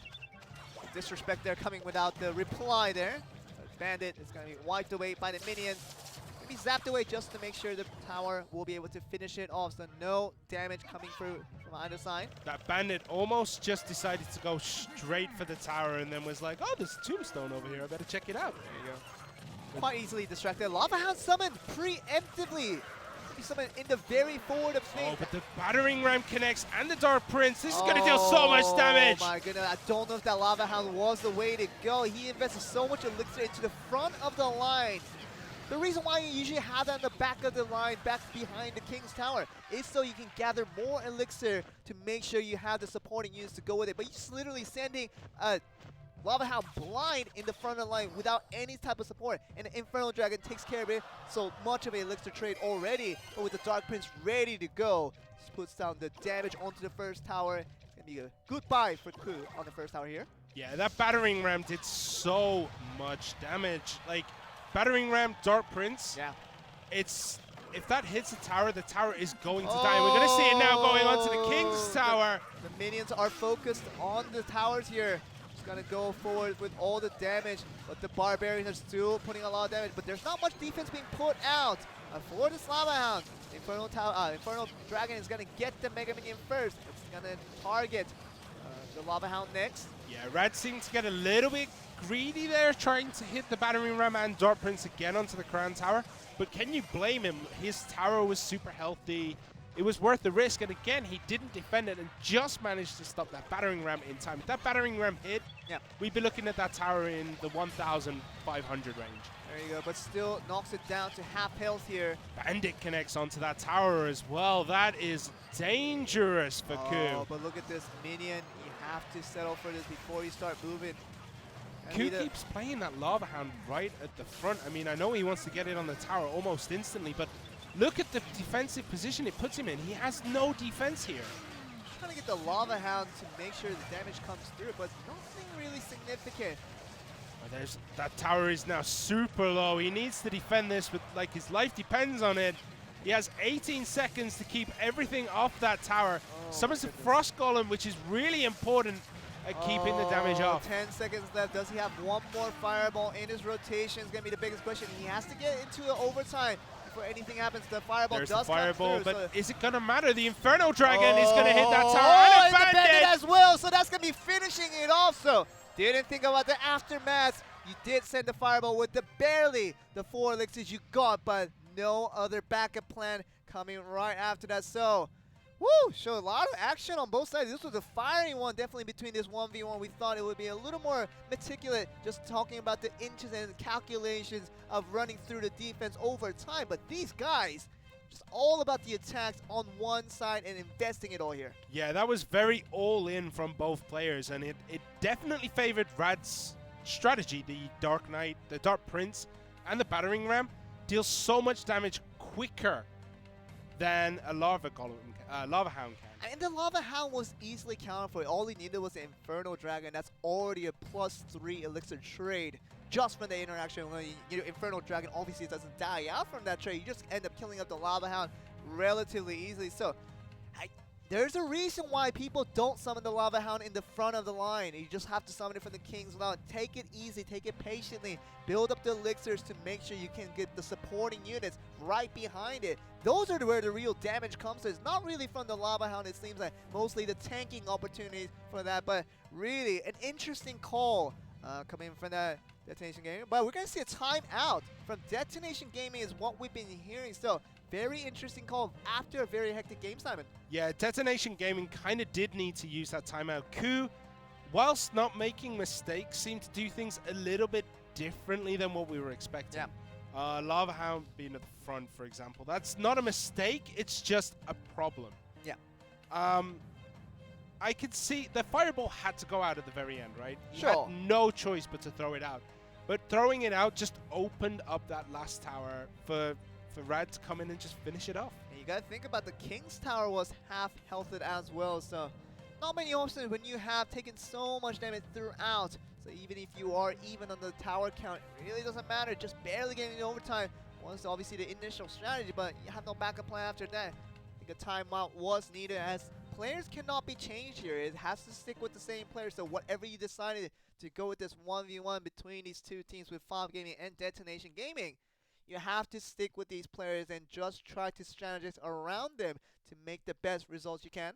Yeah, Ku needs to take that time out and think about what happened that game. Like, was it my mistakes? Was it the fact that I didn't defend that well? Like, he had very offensive cards and didn't seem to have much in the defense. Right. And that really hurt his play. He had nothing to survive. And he couldn't get that quick kill because the Lava Hound was in front. Even at the situation where the Lava Hound was trying to be the offensive strat, we saw that from the Japanese caster. Very nice there. We're going to try that when we get on the camera next time. But coming in, Rad definitely had a tougher time. We see him from earlier, but Ku, he really wanted to get something done there, but the Lava Hound on the front line wasn't the answer. Yeah, there's a Knight at the back for Rad. bats from Ku, so we're seeing different decks from both players. This is the kind of style I like to see. I think this is really important to change your decks every game in tournament format. We're going to see just a Knight tanking it up from all the strikes coming in from the Dark Prince here. Goblin Gang's going to be split up into 2 lanes. Good log. Log is going to slow it down for a bit, but one rush ought to come through, and that will be the initial strike. The Elixir Collector coming in here now for Rad. Yeah, I got really confused and I was like, oh my god, it's been banned, but it hasn't. The Elixir Collector is still active, which means, what are we going to see that's super heavy? 3 Musketeers, I'm going to guess. Okay, we could, and everything is on the line here. The Golem being the only ban card, Lava Hound is available, 3 Musketeers, as you mentioned, Simon, is available as well. So, a lot of different big cards are going to be the intention coming from both teams. 2 Elixir Collectors being summoned here, so a little bit of truce call between those 2 players already. Yeah, you take it easy on me, I'll take it easy on your Elixir Collectors. And we haven't seen any big spells that can take them out instantly. Massive. Yes, that log's going to help, but it's not enough, right? And we see the P.E.K.K.A. being the choice coming in from Ku. Feels like that's the way he wants to go with. The battering ram again, and this time it connects onto that tower. So much damage so quickly. The Goblin Gang there too. Oh, look at the way that the P.E.K.K.A. summon allowed Rad to just go in and spend all his mini cards that really came to success. He didn't have the Dark Prince in time. Now the 3 Musketeers just trying to compensate for all the strike that can come from P.E.K.K.A. Not even a single strike before it goes down. So a very nice strike back defensively coming from Rad here. Yeah, Ku did exactly what happened in the last game, but instead of the Lava Hound, this time he had a P.E.K.K.A. Yeah. He plays the P.E.K.K.A. down. Rad goes, all right, you're going to do that? My battering ram is going to hit your tower with so much behind it and just take it out instantly. And we can see that Ku seems to be not choking under this pressure, but his other tower has gone down so quickly. The pressure is on Ku here. Just summoning the P.E.K.K.A. once again. He has 4 elixirs to work with. How's he going to summon battle against his battle ram and the Goblin Gang coming in here? The Zap is going to be the only answer now. Them still putting a lot of damage onto the King's Tower here. Just focusing everything on that P.E.K.K.A. If this rush does not work out, I do not see Ku winning out this one. Yeah, Ku kind of didn't worry about the defense because he knows that he has this attack. And 3, 2, 1. Oh, it was so close, but Rad takes game number 2. Really good play there from him. I have to say that was absolute domination coming from Rad. From Five Gaming, which I have to remind you is at a 6.2k average. I keep saying it over again. That just goes to show you the importance of 1v1 for this team. Five Gaming has been emphasizing 1v1, and we can already see that from the trophy count. And here they are, a very dominating performance, ending the game in 2-0. Yeah, there was this much of a gap for that push to work with the battering ram and the golems behind, the goblins behind it. And he waited and waited for the right opportunity to just go in and strike. As soon as he saw that P.E.K.K.A., it's like, all right, he's on that side, I'll go on the other side. See you later, tower. 7 elixirs gone is the go button for you to summon all out with the Battle Ram and the Goblin Gang. Relatively cheap in the way you can make that into a success. Even cheaper altogether compared to actually a P.E.K.K.A. coming through. So really nice coming in. That 1v1 shown in a dominance, but I have to say that Five Gaming did well in the 1v1, but at the same time, Detonation Gaming showed a little bit of empty areas they could improve heavily upon. Yeah, Ku, after this, should sit down and watch just quite what went wrong. He opened himself a little bit too much at the wrong times. Dropping that P.E.K.K.A. down. He put it down on one side. Sure, it's perfect play, but P.E.K.K.A. is a very, very slow card. And you've already seen, I think you already saw the battering ram, right? Yeah. So he already saw the battering ram, knowing that's a quick push. Already saw the Goblin Gang. He knew his opponent had such a quick counterattack. He should have been a lot more careful with his timing on that P.E.K.K.A. I mean, first times the error could come through, and you saw the P.E.K.K.A. whenever you do summon it, you see the battering ram and you see the Goblin Gang. You can't counter until you get that 4th elixir to summon your Dark Prince to at least try to counter that. But when you got the mistake the first time, he did it again the second time, just summoning the P.E.K.K.A. preemptively before any other cards from the other side came through. So a little bit of carelessness, I do have to say, in all honesty. So this young player, I'm sure he's feeling a little bit of pressure.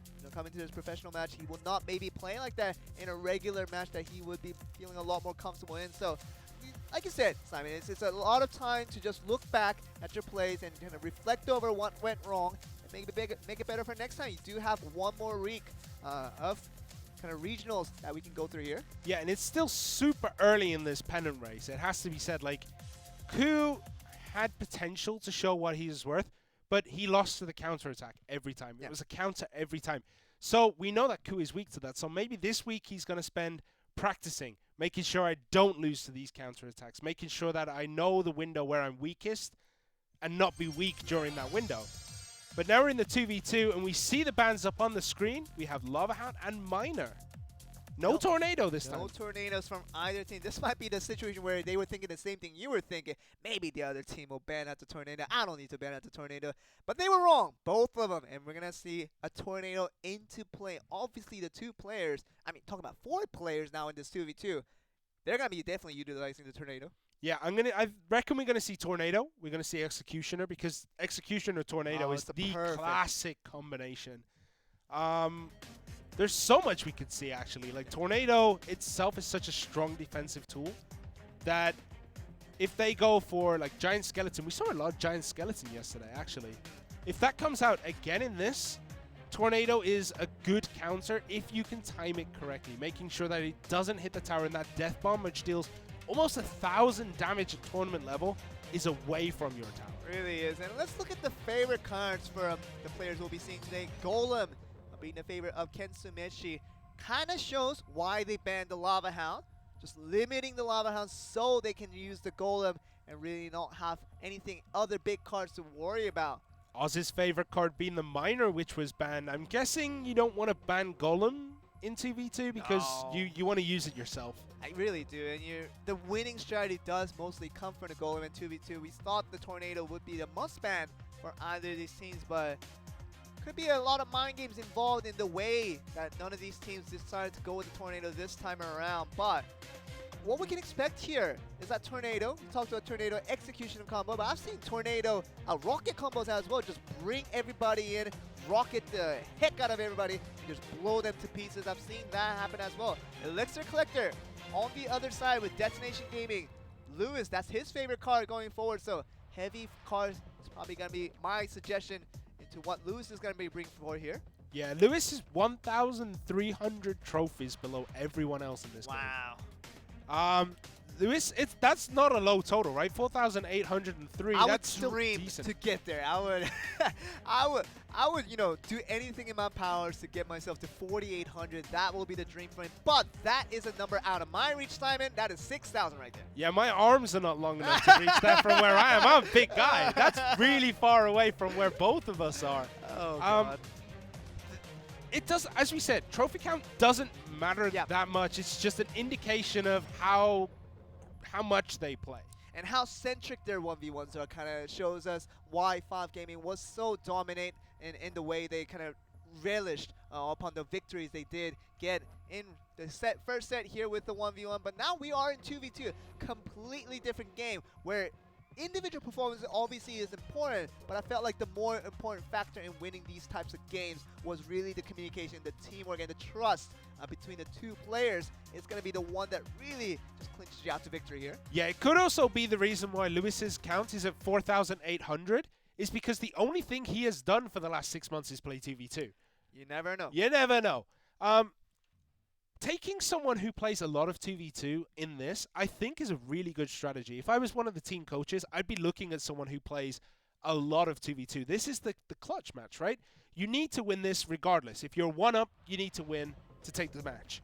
If you're 1 down, you need to take it to win, to go into the ace match. This is the most important game. This is like the lever of winning this match. And we know that 2v2, although it counts for the same amount of match points altogether, does give you the same amount of points as if winning a 1v1, but it is important to kind of consider that we'll have this for the rest of the tournament for months and months and months to come. So I'm kind of remembering back to Southeast Asia was my first cast of the tournament. We saw Brent Esports, who in their interview said their specialty is 2v2 because they have spent so many hours just practicing on 2v2, and that really came through as they did not lose. They did not drop a single game from 2v2 from all the opponents they faced that day. So really kind of shows you the importance and the emphasize where you can just press forward with the strengths being the 2v2. You never know. That might be the Destination Gaming spirit, the secret that has been yet to unfold yet. Yeah, take a 2v2 professional into your team, Sure. train up the other 1v1ers, and suddenly you've got this strong set right in the middle where you're going to be able to turn the tide of a match, or you're going to be able to finish it out. It's going to be very suitable for the event format that we have been performing here in this Clash Royale League Asia, where it's no longer just about the 1v1s. It is going to be about the 2v2 that we're going to be seeing here with you guys. Gonna look at FAV Gaming versus Destination Gaming, sending out the good lucks once again, and once again a no reply. No, both teams replied this time. Everyone was replying to each other. There's a Royal Ghost and a Mega Minion taking out this Dark Prince. I feel like the Royal Ghost is a very good counter versus Dark Prince, just for the fact that it does go invisible and can tank quite a bit before it does go down. So yeah, it also deals area of effect damage, so any Goblin Gang or anything like that will be taken out almost instantly. The Flying Machine there got Fireball. They do not want to see that card in this match. just a little bit of surprise. Another Flying Machine here. So how do they take care of this one now? Prince is going to be summoned here. Settle for now. Prince. It's a jousting tournament in the middle. Who's going to take the victory? Oh! He's going to receive the support from the Princess Tower. Now he's going to time to receive his own support from his own end. Yeah, there's a golem there for FAV Gaming. Someone on both sides actually. Destination Gaming summons their own version of the golem. Yeah, both these golems are going to walk past each other, just ignoring the existence of the other. You know, they should be friends, right? But they just, I don't want to see you. I mean, they're colored a little bit, so they're on a different team. So being the same golems, they're fighting for a different team. So they have to be loyal. They're moving forward here. The P.E.K.K.A. defense seems to be doing a lot better job than the Night Witch and the Inferno Dragon defense. Oh, okay, can he get one tower though? Really important here. The golem now broken into two, still yet to be taken care of. P.E.K.K.A. is still coming, and he's still so healthy. We just have to imagine how much HP this P.E.K.K.A. has at the moment. Okay, he's gonna get the P.E.K.K.A. before the Prince is being knocked away. How can they compensate for this Prince now? The guard's being summoned. A single target damage from the Prince is gonna be inferior to the guards here. Yeah, Mega Minion and one Elite without his shield. They're not gonna do too much damage to a tower, but one hit. Every little helps at this point. But there's the Royal Ghost again, and it's gonna hit this tower. Oh, maybe not. Just going for the Dark Prince here, now trying to act its counter. Obviously with the help of the Prince's Tower, that does help quite a bit. Now Golem's working on both sides here. I wonder who's gonna get more of the damage. The Prince is there to do a little bit of pushing. See, the Night Witch's damage is so unstated. Like, those bats, when there's two of them, it's not much. When there's four of them, it is so much damage. Yeah. And we'll take out the golem so quickly. There's a tornado. So tornado being shown for the very first time does immaculate amount of effort there. P.E.K.K.A. is so P.E.K.K.A. oh, he was so close. But this is a strong push now for FAV Gaming coming into this tower. Look at this here. There's going to be a lot of push. Double Dark Princess just to get this defense out of there. Mega Minion's going to be helping out. Knock out the Baby Dragon. It is a very strong defense, though. Double Prince with the shields. It is so much soaking of damage.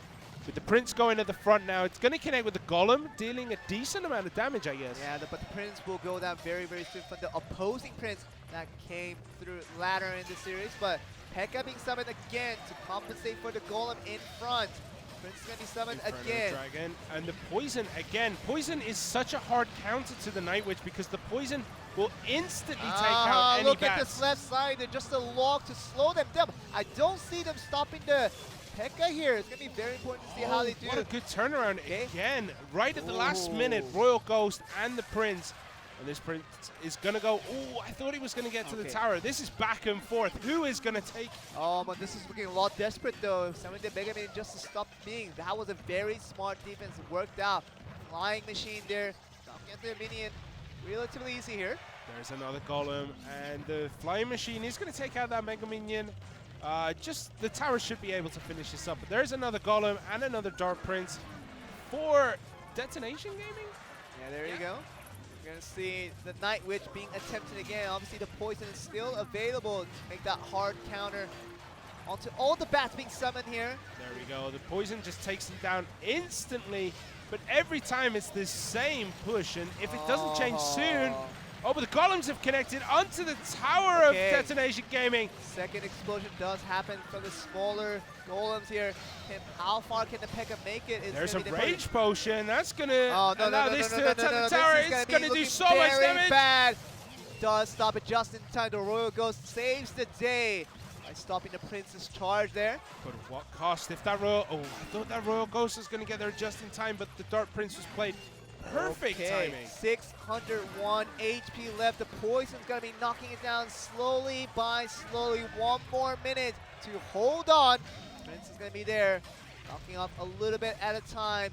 Coming from this golem here, the Royal Ghost trying to finish off the Prince before it does significant amount of damage. Does so. To the golem here. The Pekka in the back just takes out that golem. There's the tornado, but the tornado kind of pulled everything there. One more hit. There you go.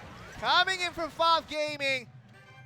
Show that 1v1 is not the only game mode they can play. 2v2, it's in their books as well. Yeah, that tornado there, I was a bit apprehensive of because I couldn't quite tell whose it was. I wasn't looking at the color. But it just pulled everything back for a fraction of a second so that that golem could get that final hit on that tower. And you saw the continuous chip down of the enemy turret. When you talk about the fireballs, the poison, anything you can do to chip it down one at a time. You do have a lot of time in these competitive format timers when you have a lot of time to just go for the overtime just to get that one tower. It's knocking it out, slowing it out a bit. So it wasn't really the goal that finished now at the end, but it was a lot of chip damage. They defending out the golem was the important part that got Five Gaming another win here. They also did the same push over and over and over and over and over again. They never stopped with the golem, Night Witch. Even though they knew poison was going to come down. If it's in the middle, it's not on your tower. It's not dealing that chip damage. So I guess that's what they were thinking at that point, right? If we make sure that our Night Witch is getting poisoned, our tower isn't taking damage. Yeah. And we've just been informed that one of the teams has taken a timeout, so we have another minute until the next game. So it has to be Five Gaming because Detonation Gaming already used their timeout in set 1. So now being in set 2, still in the same series between these two teams. Five Gaming, they need a 1 to use a timeout. So after getting a win, interestingly, they feel like they need extra time to talk over what could be a clincher in this series if they just win out the next one here. I think that's the point. I think they want to take this just so they can take it, but also to just make sure that, guys, this is game number 2. You win this, we win the match. Do it. Like, we're going to make sure that your decks are perfect. We're going to make sure that your mental state is perfect as well. Like, maybe they feel like, oh, that game was so easy, like we won that. Sure. They get a bit cocky. Complacent. Yeah, and they lose focus. Maybe the coach now is like, okay, guys, come on. Calm down, breathe. We can do this. And for the time being, it seems like a dominant performance on just one side of the map. We saw GameWith putting out really big numbers from 1v1 and 2v2 very cleanly against, we saw that against Pona Sports, but now we're seeing it again with Five Gaming looking really just much like a stronger opposition when compared to Detonation Gaming, who have shown a little bit of struggles when it comes to both modes of 1v1 and 2v2. Yeah, I mean, they didn't play terribly. Like, Detonation Gaming, one push in their favor, and they would have taken that tower. Yeah. Like, it was so back and forth. Both teams had a very similar strategy. I think if they were putting their poisons on the tower instead of trying to take out those bats, they would have done more damage, but I think the Night Witch would have finished the towers. But I think the Night Witch really just go to show that just keep being resilient on the strategy that you have prepared. One of the push will make it. Also kind of the strategy coming through, and we see the draw coming to the favor of both sides as they do get the golem. First draw here. Yeah, both teams seem to be playing the same deck. We have Fav in blue at the bottom, and we have Detonation Gaming in red at the top. So the red golem is the red and blue golem there, just kind of like swapping over. Oh, look at this tornado coming from both sides with the fireball to finish out. Three Musketeers does not wipe out the Prince though. Yeah, it just wasn't enough there. Like, they still managed to get to the tower, but they did one hit. Whereas their defense, Five Gaming's defense, they took a little bit extra damage. And there we go. Damage coming in. Really even trade so far from the very first summon into the current tower damage count here. both these teams seem to hate flying machines, because whenever there's a flying machine, a fireball comes out and just finishes it instantly. Oh, we see a little bit different here. Elixir Collector being planted on the right side. We see that being startled here as they put the poison, trying to slow down all the extra Elixir can be gained here. Yeah, Detonation Gaming should have known that poison was in the deck, because it seems like they're playing the same strategy as game number 1, Fab. So they should have known that poison was ready to come out. So it's going to get a little bit more collection before it does go out, and Prince is going to be pushing the golems on both sides here. There's the Night Witch, so they are playing exactly the same strategy. Does Detonation Gaming have the poison this time, though? We haven't seen it yet. Oh, the Three Musketeers. Oh, and a with beautiful fireball. That is a brilliant play. You're saving so much elixirs, getting rid of that ultimate 9 elixir summon there. Oh, that's going to be a huge summon now. A huge push. Can they get a little more of this? It's going to be interesting to hear. Not quite. I think the Night Witch does go down to the poison. We're getting a little bit of stutter here, but the Night Witch goes down to the poison. All the bats are gone. Oh, but this push now is still pretty powerful. I expect Zap to finish this off, but that Dragon's at full health. Maybe not in the rotation still. That's what we can be expecting out of this one, but the rather cleanly cleaned when it comes to push that's been coming through. Night Witch coming on the other end. It's going to be hit with the poison. So really not a big problem there. Just going to put the log back just to make sure they receive more poison damage there on that occasion. But the bats are still being summoned, so not completely taken care of. Poison will be coming from the other end to deal with their Night Witch here. Yeah, Detonation Gaming this time seem to have learned from that last game. They're making sure that their poisons are kind of aggressive, making sure it's hitting the tower. Last time, it was always on the bridge. Right now, both teams are putting that poison in front of the tower, making sure that it ticks a little bit of damage every time, allowing just the golem to chip a little bit more away. So we're going back into overtime. If it's anything like the last game, this is going to go on for another 2 minutes, at least. See that, and the log pushing the 3 units back forth. The golem not being pushed anymore, while the other golem has been successfully brought forth to the midline. Look how quickly this Night Witch deals with that, though, and a beautiful fireball again, but the Night Witch dealing with that golem for Fav Gaming, and now there is a huge push here. Okay, on the left side, I wonder what we're going to be seeing here. The Rage coming through. Can he compensate for this? Putting a lot of damage on. The Prince is going to be answered for it, but does go down to 754 before another charge does not come in. He thought it could have been a dangerous situation with the left of the HP on that occasion. Yeah, if that charge hit the tower, that tower would have been one fireball away from death. It would have done so much damage, and if there was another attack, it would have been game over. But here we go again. Night Witch, Golem. Poison being chipping away to health once again. It could be Fav Gaming winning this one if he can get the spell rotation right, as long as he gets the defensive strats correctly.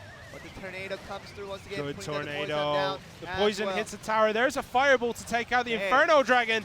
So this is dangerous, but the push on the other side is going to be so strong at this point. Oh, the Rage will be coming through. Can he get one more hit? That might be a go sign to make sure. That's it. Okay. Surely. Oh, and that will Good be the game. clearance, and that will be Fav Gaming. A very good timeout taken. It's going to be a huge momentum boost for this team now, because so much is on the line to call themselves Japan's perhaps the best team here that we've seen so far. You know what I'm super excited for? What? The next game. Oh, we're Fav in it. Gaming versus Game With. Both winners from today.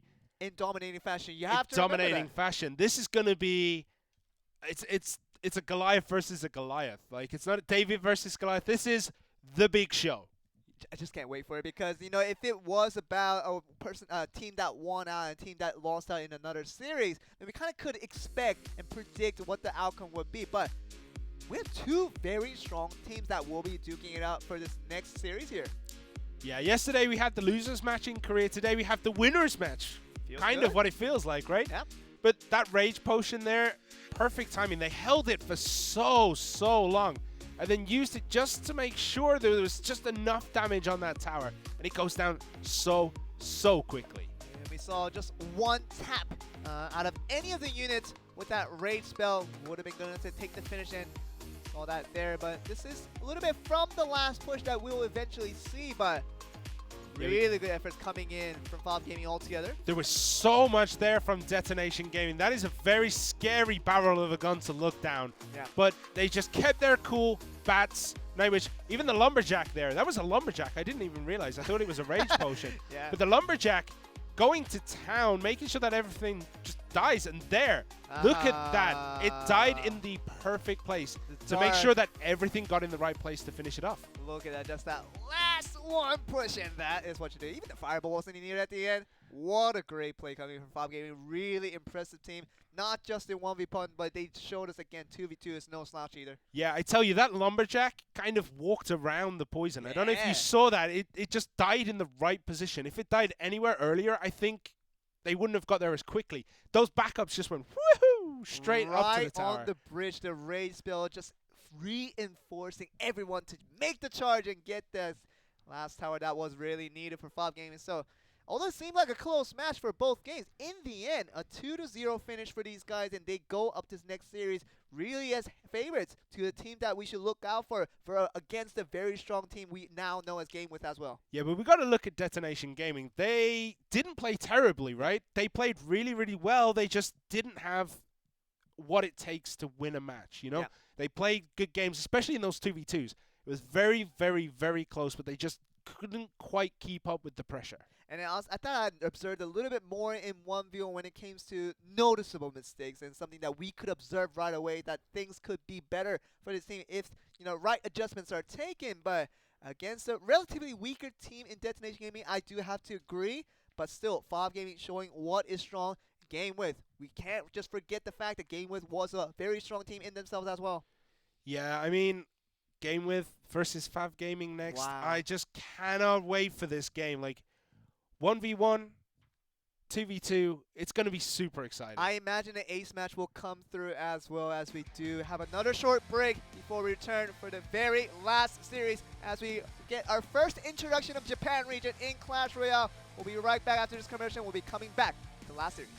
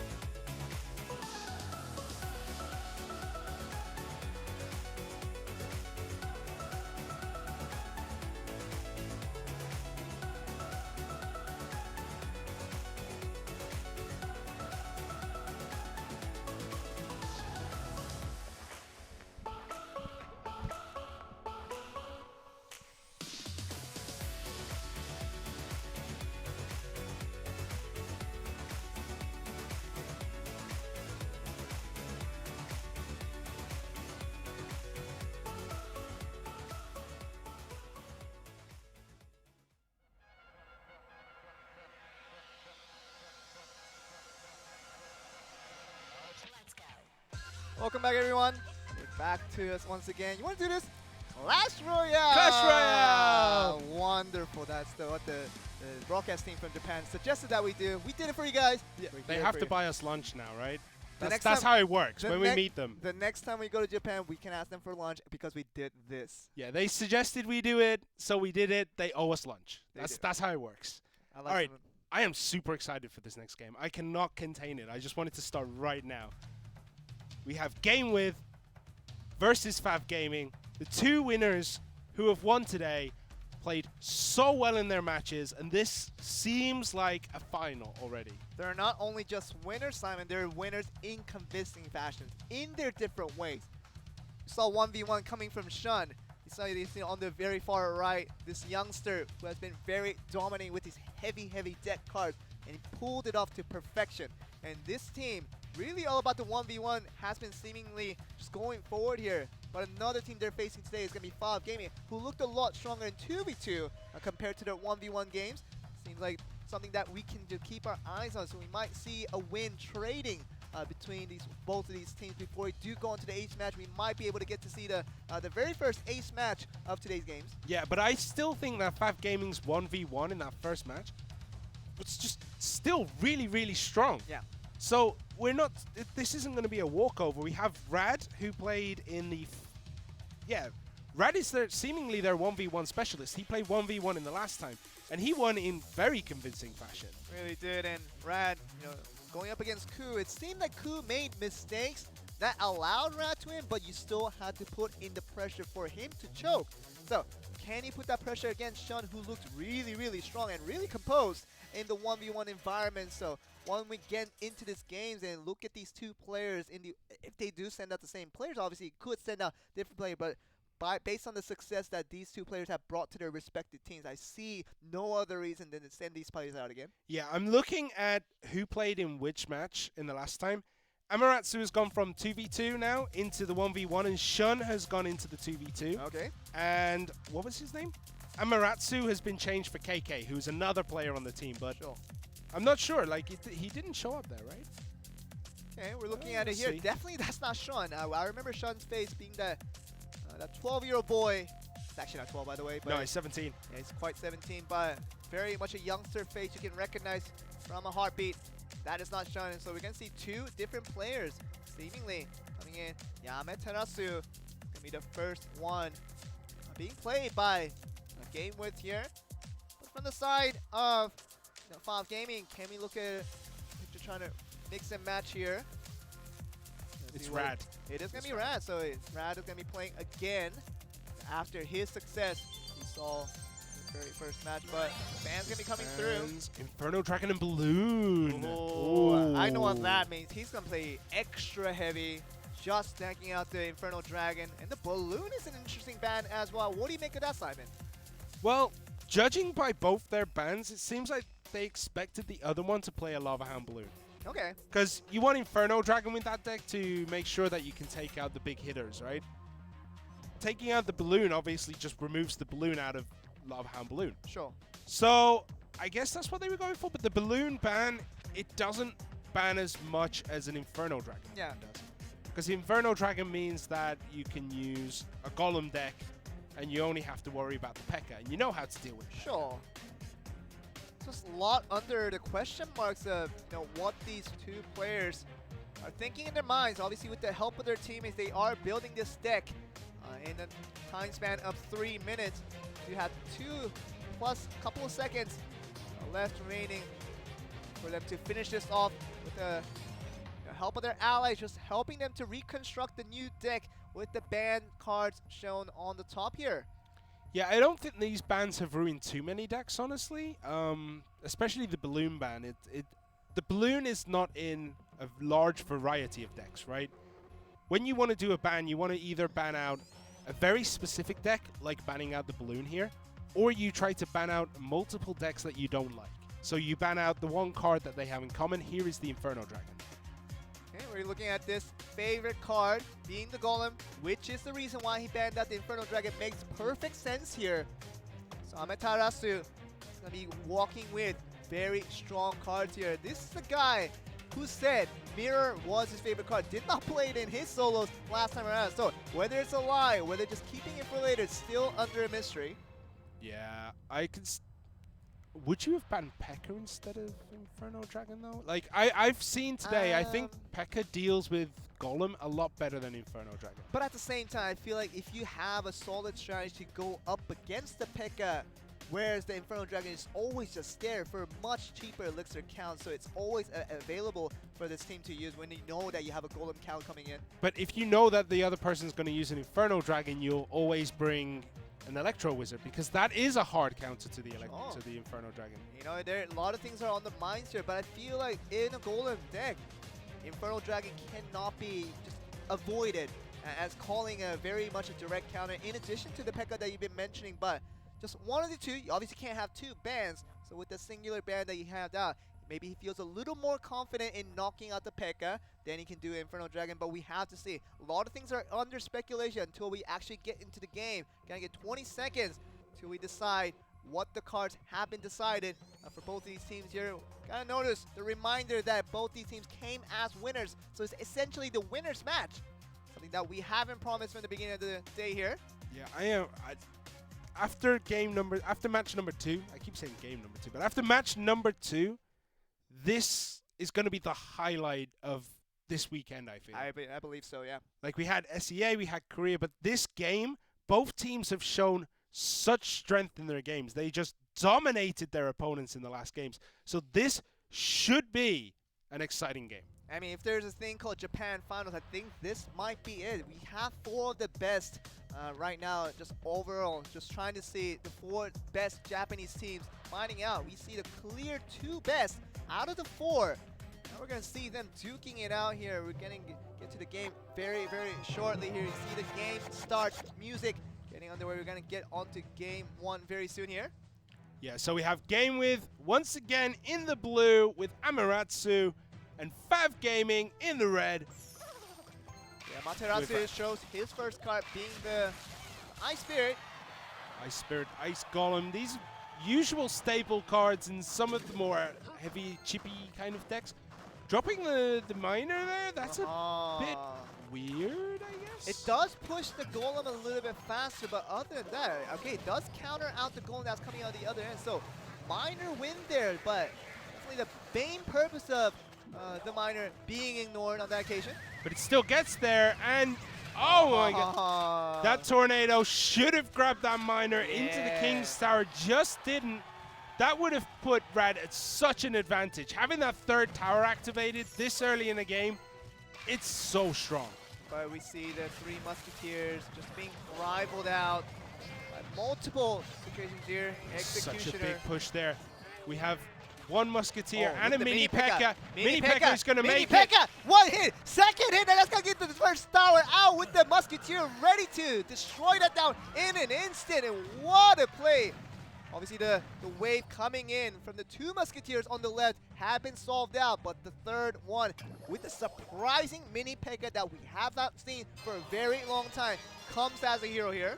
Yeah, it was such an understated move. Like, you put so much pressure on the left lane, little bit of pressure on the right lane with that 1 Musketeer, and then suddenly you try to defend the 2 Musketeers. There's a Mini P.E.K.K.A. there. Takes out the tower almost instantly. No chip damage needed this time. I can guarantee you, Rat did not expect a Mini P.E.K.K.A. summon on that occasion. Moves so quickly, and just once it gets reached to the tower, then bam, that 1 hit does so much damage to the tower, and Musketeer is no joke as well. Yeah, Amaterasu seems to really like using the miners as a defensive tool. He's put it at the back a few times. That time he put it behind the Executioner. There comes a Graveyard for Rad. Will it deal much damage? Pulling all 3 Musketeers onto the other lane, but this Graveyard is pulling them back over. Will they split? They do. Okay, so initial split, the 3 Musketeers very, very obedient to the Master's commands there. Still opting for the 2-to-1 split. Mini P.E.K.K.A. returns again. Can he get more out of this? The Tombstone. Tombstone is going to be the one to defend out this one. 3 Musketeers again, and another Graveyard here. This time the Musketeers are not turning around. And there is the tornado. But that 1 is so dedicated to the cause. She is defending like her life depends on it. She just walks from the opposite side of the map.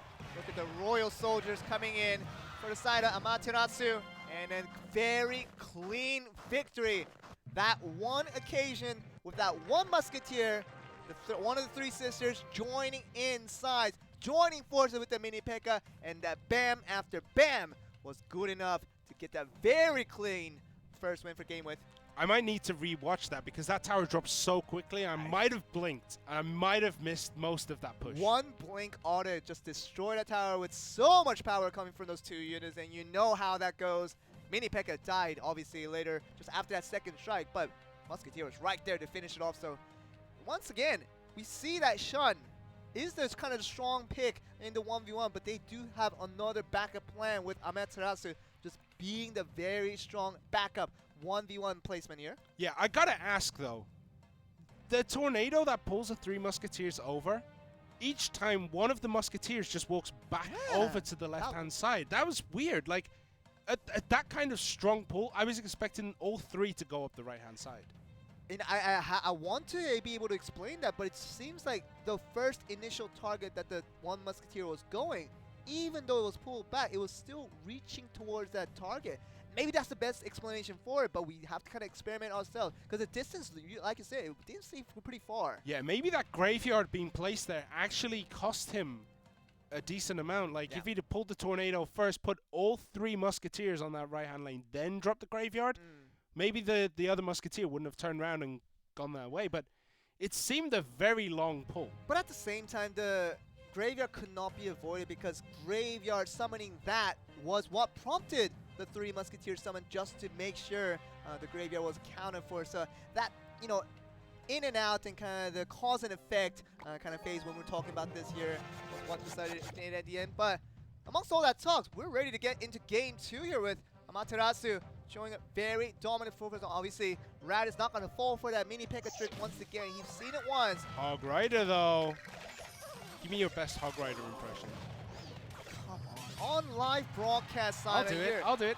Hog Rider! That was actually pretty good. Yeah, I don't know if I can beat that one. I can beat you in many things, Simon, but that's the one thing I cannot beat you on. Hog Rider impression right there. Simon the professional. We have the Golem coming out for Rad again. Did he play Golem last time, right? No, he didn't. No, he didn't. Yeah, it wasn't about the Golems in this last 1v1. It has been about the surprising. Really, the trainers coming through once again for this 1v1. Yeah, there's the Executioner. And the Tornado Executioner is such a good combination. They deal so much damage so quickly. So even with the recent nerf to Tornado, they still feel like it's a viable pick.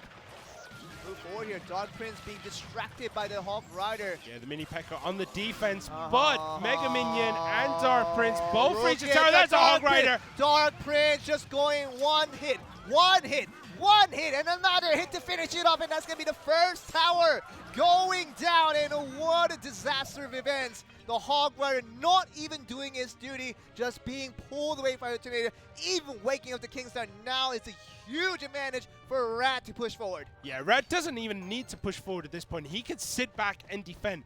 Any kind of minor play is completely countered by that King Tower being activated. Even if he doesn't have it, any push is going to find it twice as hard to take down a tower because that King's Tower can deal so much extra damage. And you talk about Defensor not needing to push forward. You see the last reveal of his card was a rocket to knock down the Executioner from range. The lightning will come through. That just means Hog Rider will get a few more shots as he doesn't eliminate the Baby Dragon right away. Here's some of the Golem, so pushing forward is still a strat, and inputting a lot more pressure so that when he even wants to go for attack, he has to think about the defensive strats first. Yeah, Golem is defending from the front.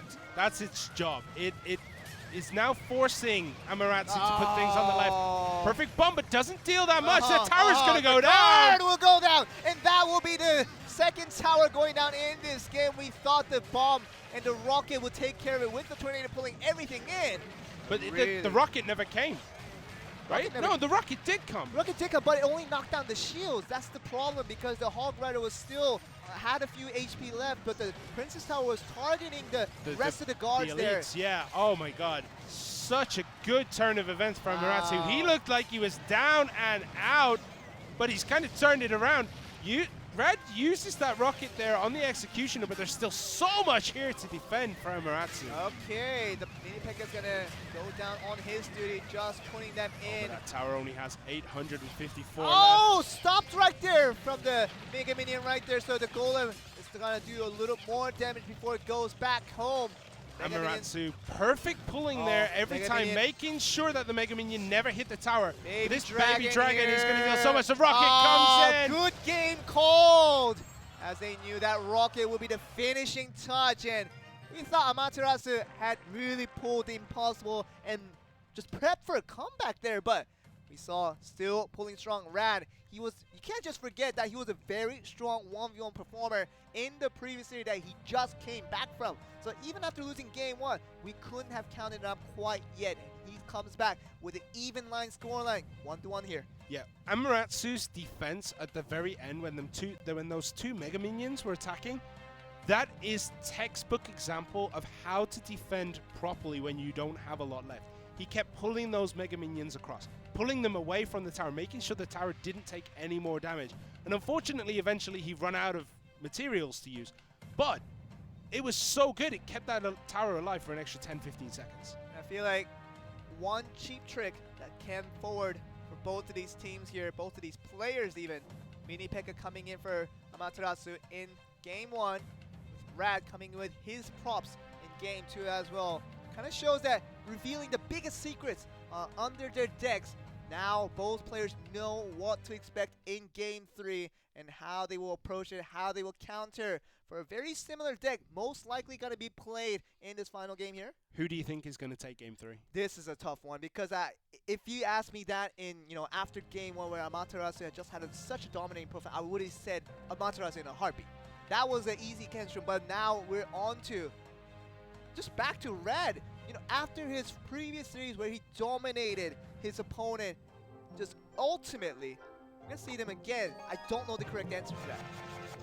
Yeah, I kind of put you in a hard place there because even I don't have an opinion. Right. Both these players have showed so much strength in both offense and defense that it's hard to choose which one's which. Who is going to take this victory? There's an Ice Spirit just cycling out the card. It doesn't, well, it does hit. But you're not expecting it to hit at that point, right? You're just looking to get rid of a 1 elixir card, try and get something else that you do want to have.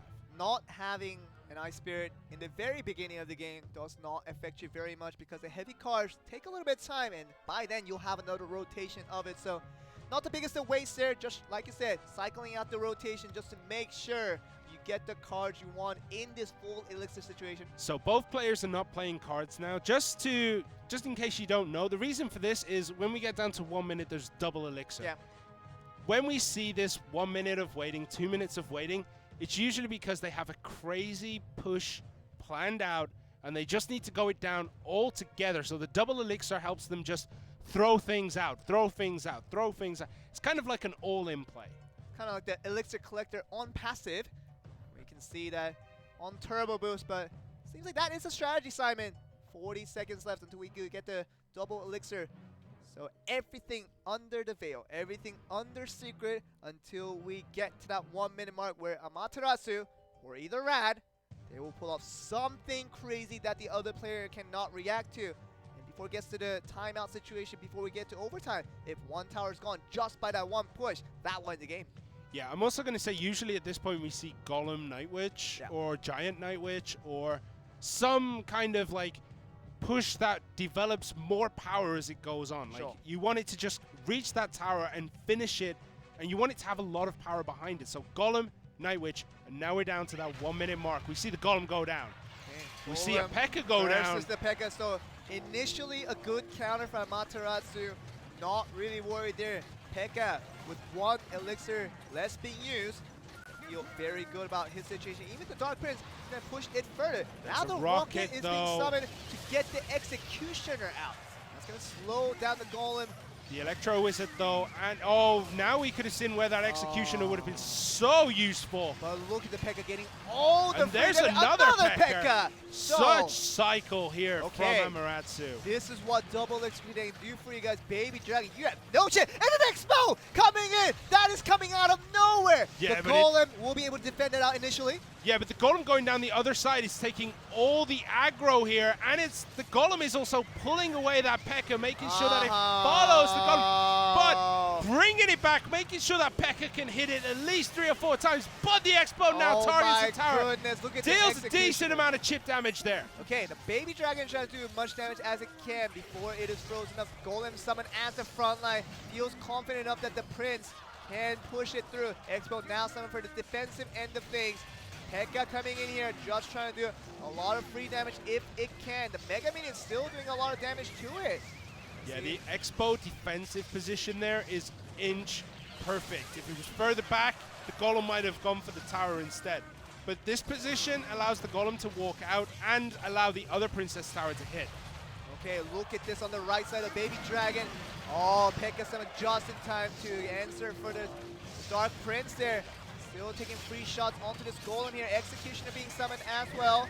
And pull him in with the tornado. Will we see a rocket? Will we see a rocket from any player now just to take that out? No, no rocket, but the Pekka has gone down. Okay, that is a heavy usage if one was going to be, but Golem is going to be aggroed away by the side of the Dark Prince. Now has to prompt the summon of the Electro Wizard. Can he get a little more damage done? Golem is still staying with that explosion coming through. Now Pekka and the Electro Wizard is going to be the one to push forward, hopefully get decent damage onto this turret here. Yeah, Rad is in such a strong position, 901 HP on that tower left. Amaterasu has to use that defensive Expo once again just to make sure that he can hit these ground units, but Pekka didn't even look at the tower.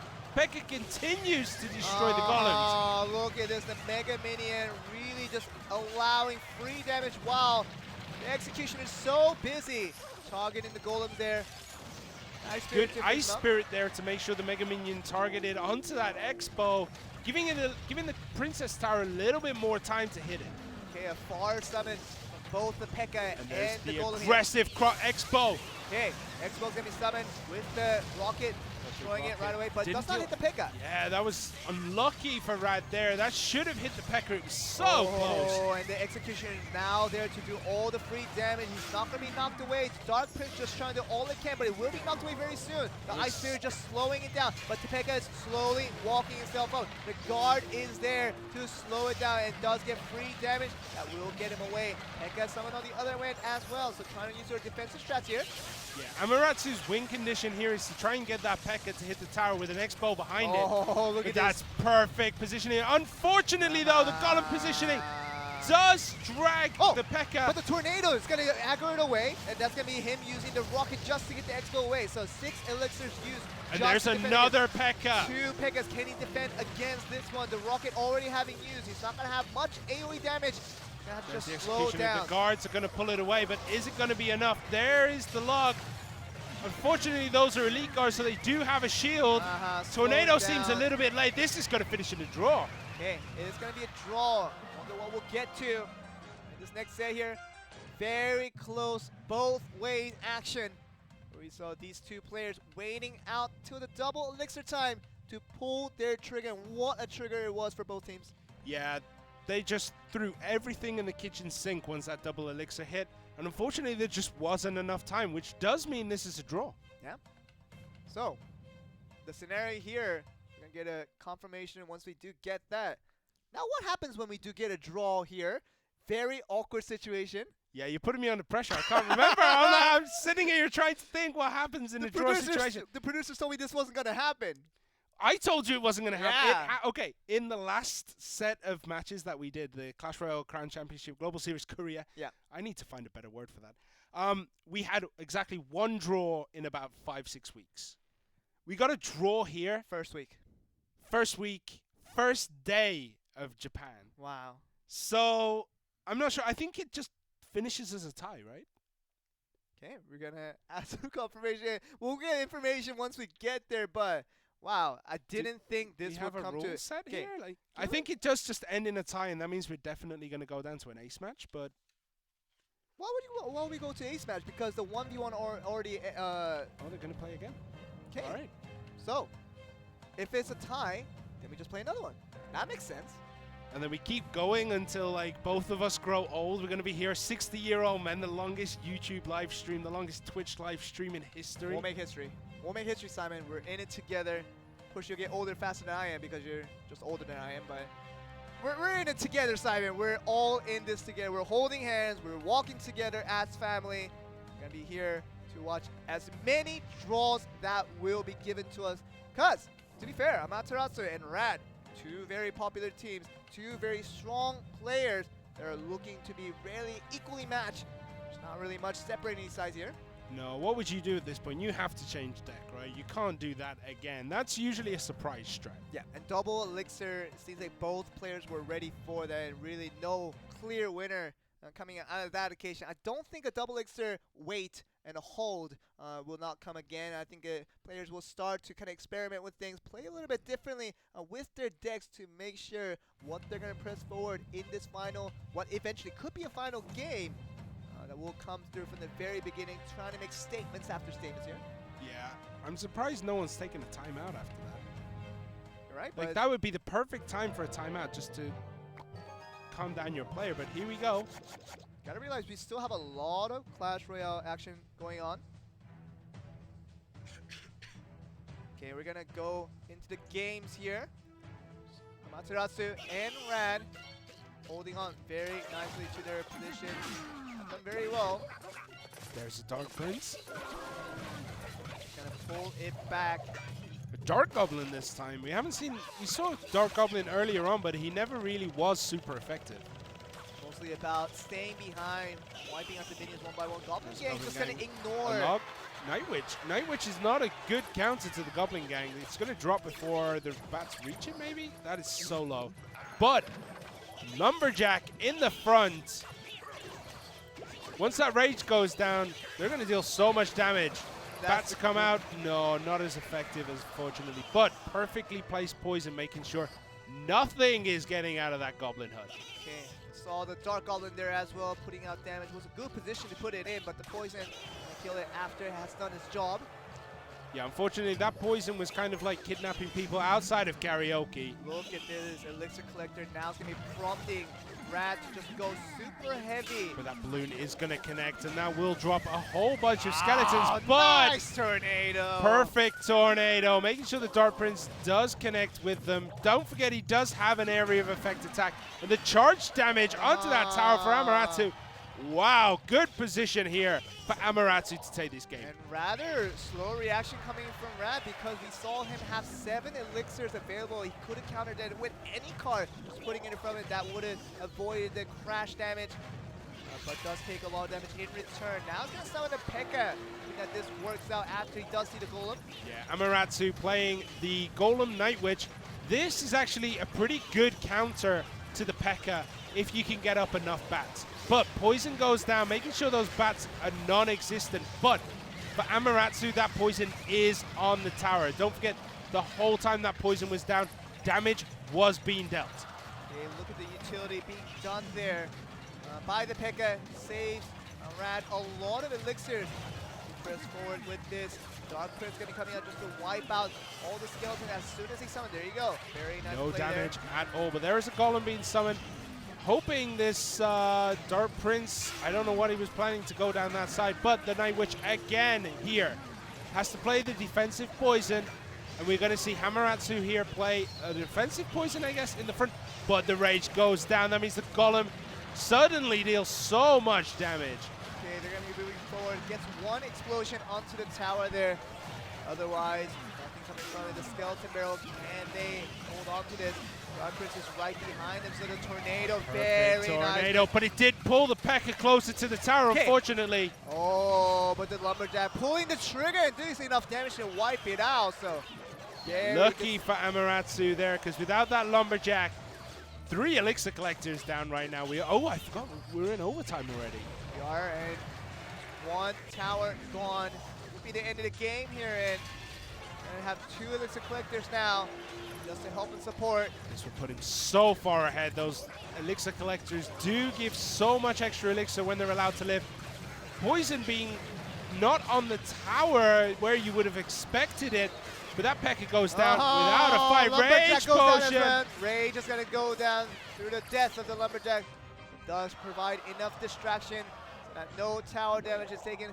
Really equal on both sides right now in terms of tower damage that has been taken on the left side of the map here. Yeah, but I do think Amaterasu does have a slight deck advantage here. I think his deck is a little bit better at this point. But if this ends in another draw, do we go to another match? I would assume so. We just never had a case like that, but it's going to be about trial and error to see. There's an offensive poison there for Amaterasu. That is where he wants his poison to be. He wants to make sure that these poisons are doing chip damage onto that tower, because it will give him the game if it keeps happening. And look at this here. Nightwish just trying to fight against P.E.K.K.A here. Easy. Bats and the Mega Minion will take out that P.E.K.K.A because it was low health. But this P.E.K.K.A, the new P.E.K.K.A, is going to have a bit more of a difficult time. The Lumberjack in position. Good tornado. Oh, that's opened up a nice hole there for Amaterasu. And Amaterasu just can push in here but does not reach the tower in time. Poison just chipping away little bit by bit.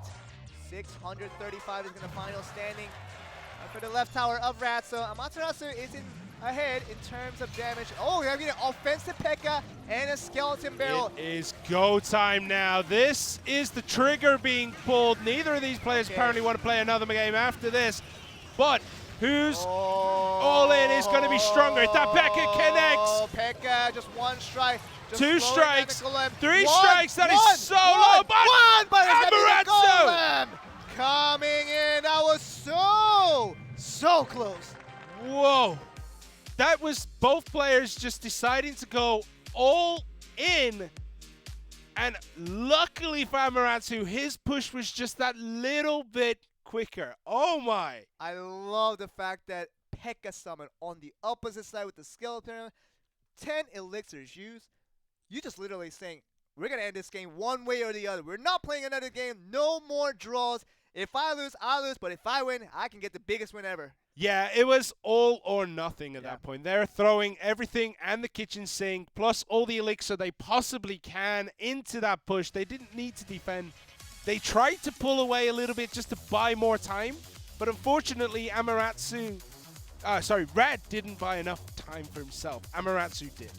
So right now, Amaterasu winning out against Rad here. So he's not the only popular, really good 1v1 player we saw earlier from Sean. We almost forget him because how long this series was with this set in 1v1. But it shows that Amaterasu, in addition to Sean, can become very strong utility players in the 1v1. But we're going to see Sean return for the 2v2, how he contributes to this team game here. Yeah, I think Shun is going to be really good in 2v2. His style was very explosive. Sure. I can see it definitely being good in 2v2. I don't know who's out for Fav Gaming. I actually wrote down the wrong players. We're going to see it here, though, soon enough. That's Shun. And I can't make out who those guys are for Fav Gaming. It's too far away. We will get the results soon enough, Simon. Yeah, the names will be up on the screen in a minute. I'm searching through paperwork here, but we got billion papers on our desk here. Let the work do itself out, and they will show us who the players will be. Sean, still a player that we remember quite well for his dominating performance with such heavy deck, and that fits just accordingly to a 2v2 environment where heavy deck experts are going to be such a good fit here. Yeah, 2v2 is very much so now about building up a huge death push. We saw a chip game earlier, I think, a little bit, but pushes, big death pushes are the name of 2v2. That is what you do. And I feel like the chip damage, the meta came through after game 1 didn't go towards that team's way because they tried the all-in attack and it didn't work out, so they felt like the response to that was doing the chip damage, and they did get the game of inches to win out that one. But normally, I should do say, Simon, it's gonna be about the heavy cards, everything in one side, ram it home, and that's gonna be what we're seeing probably in this first game here. Yeah, what do you think you would ban at 2v2 at this point? I mean, Tornado is obviously sure, but if you want to be creative, I might even ban at the Golem.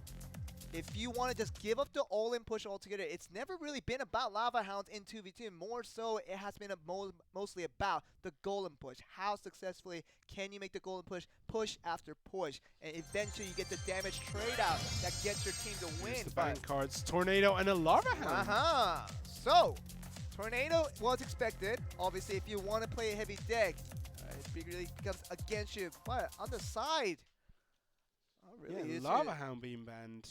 FAV Gaming, they just gonna go with the Lava Hound, which means they might just play a Golem, and kind of expected once again. Yeah, I mean, banning out Lava Hound, I mean, Golem is a favorable matchup. Sure. I mean, sorry, if you play Lava Hound and you play Golem, Golem is the favorable matchup there. I don't know why you would ban Lava Hound, though. I mean, the only reason why I would see anyone banning a Lava Hound, because you don't want your opponents to play Lava Hound, so you don't have to worry about the possibility of Lava countering. Hound Balloon? Yeah, Lava Hound Balloon, or anything that you find a little more difficult to counter. But if you just ban a Lava Hound and you send a Golem of your own, even if the opponent decides to go with a Golem Rush, maybe they feel confident enough they can counter against a Golem Push no matter how strong it may be. But Lava Hound, some people find it a little bit difficult just because of the flying mechanism that it can mix and mingle along with so many different cards available. Yeah, maybe both teams, maybe they're looking to play P.E.K.K.A. in defense. Okay. And that is why you would ban the Lava Hound, just in case they do have Lava Hound instead of Golem. But here we see KK, favorite card, Princess. KK19212, full name, according to the top of the screen here. It's quite easy to just call him KK. KK, yeah. KK. And here we see Shun. Impressed us so much in the first game last time. I'm super excited to see him play 2v2. Okay. His favorite card is Lava Hound, shows over there. But we saw him make very good utility of the Golem than he used last time around. And even the 3 Musketeers, my god, a masterful use of that as well. So, Shun, a lot of promise for this young fellow who we've seen a lot of promise coming from what he is able to do once given the right opportunity. But in this 2v2, we might get a new sighting of this talented player. Yeah, here we have Ken Sumeshi. Favorite card, the Golem. We didn't see him earlier, right? This is his first time out. I think this might be the first time we see Ken Sumeshi here. We've seen the other players more often than not. He was that 4th player that wasn't played in the very first series. Oh no, it's the same 2v2 this time. It is, okay. Okay. Exactly the same order then, I guess. Wow. So they're not changing their guns at all, FAV Gaming here. They're playing exactly the same players in exactly the same situations. Okay. But last time around, I remember that FAV Gaming played with mostly the Golem. Just get the Golem push better than your opponents did. And that what led to them in a 2-0 victory. Some good rocket play as well. Sure. But it has to be said, FAV Gaming need to win this 2v2 to stay in this match. If they lose this, Game With takes the victory. This is why we're saying at this point in the tournament, 2v2 is the most important. It will save you the match. It will win you the match. And eventually we'll get to this best of 5 situation where there's only 1 out of 5 2v2 matches. So less of a priority when it comes to just 20% contribution compared to 33% contribution. It's a lot different in terms of mechanism. And just losing 1 game could cost you the series. We're looking at this best of 3 here, and 2v2 becomes a vital option that you have to kind of importantize just as you move forward here. Yeah, it's good to have specialist 2v2 players for this round, for the first few weeks especially, because it does keep you in the game. It does win you the game. But after that, it becomes 1 of 5, and it actually is, because it comes second, it doesn't matter. You can lose that and then win every other 1v1. So when you're building your team, do you look at 2v2 specialists now to take you to the end of the tournament? Or do you look at 1v1 players and hope they can survive 2v2, or they win the first game and then win the ace match? I mean, and it also contributes to a lot of momentum. Even if we do say the best of 5, only 1 out of the 5 will be 2v2. It's the second match of the series. Yeah. So once you do win your 1v1, for example, and you start to win a 2v2 because you're a talented 2v2 team, that just carries you forward to win the rest of the series. But back to here, best of 3. We're going to see this match between 2v2, between the 2 very talented teams we've seen today, coming from Game With and FAV Gaming. Game With in the blue on the bottom, FAV Gaming in red on the top. Already we see quite, well, there's a fireball. What is it with flying machines and fireballs? Hate it. Yeah. Every time there's a flying machine, there's just a fireball right in its face. Almost macro to see.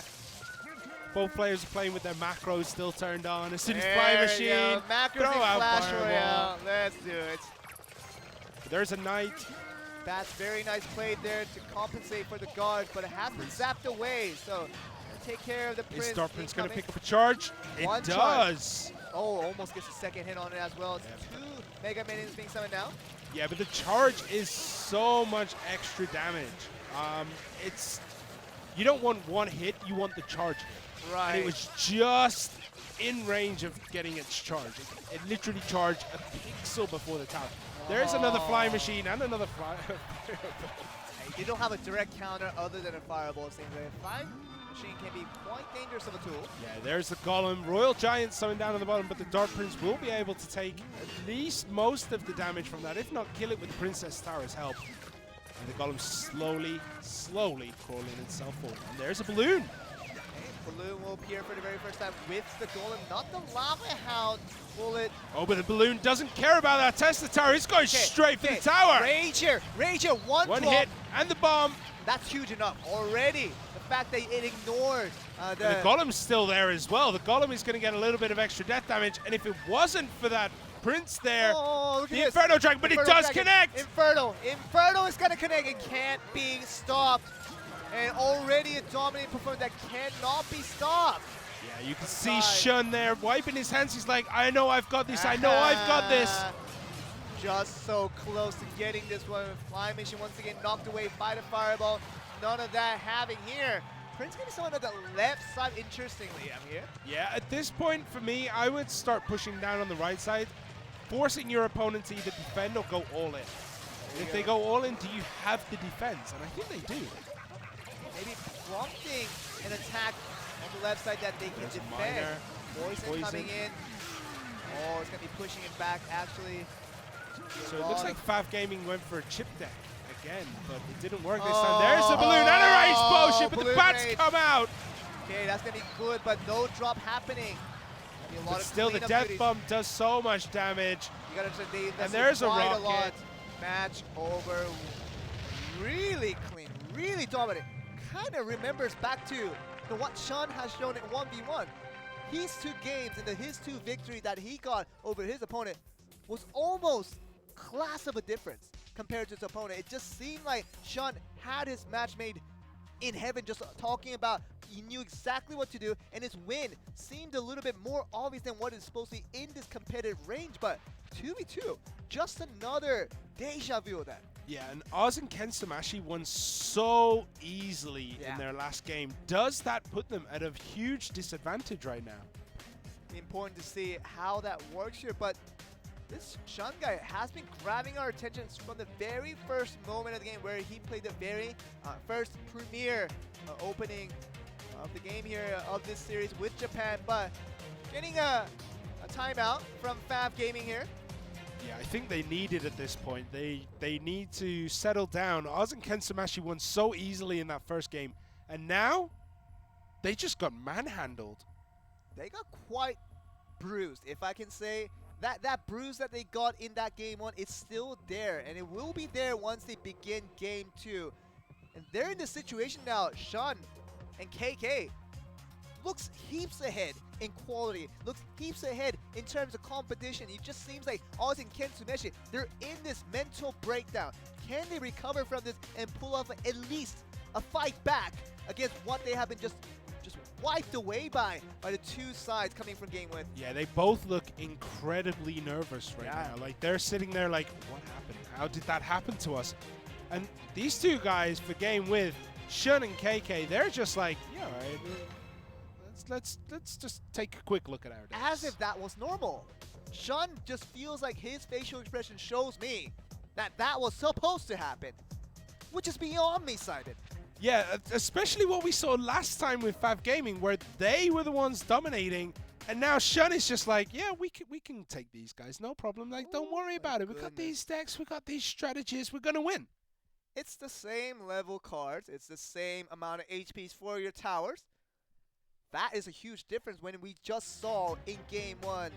Game with absolutely dominating. Do we have a new star in making in the Clash Royale world? Maybe you guys need to start paying attention to this guy. Sean from Game with has been making remarks after remarks of what this player might potentially be. Yeah, his game style as well is super exciting to see.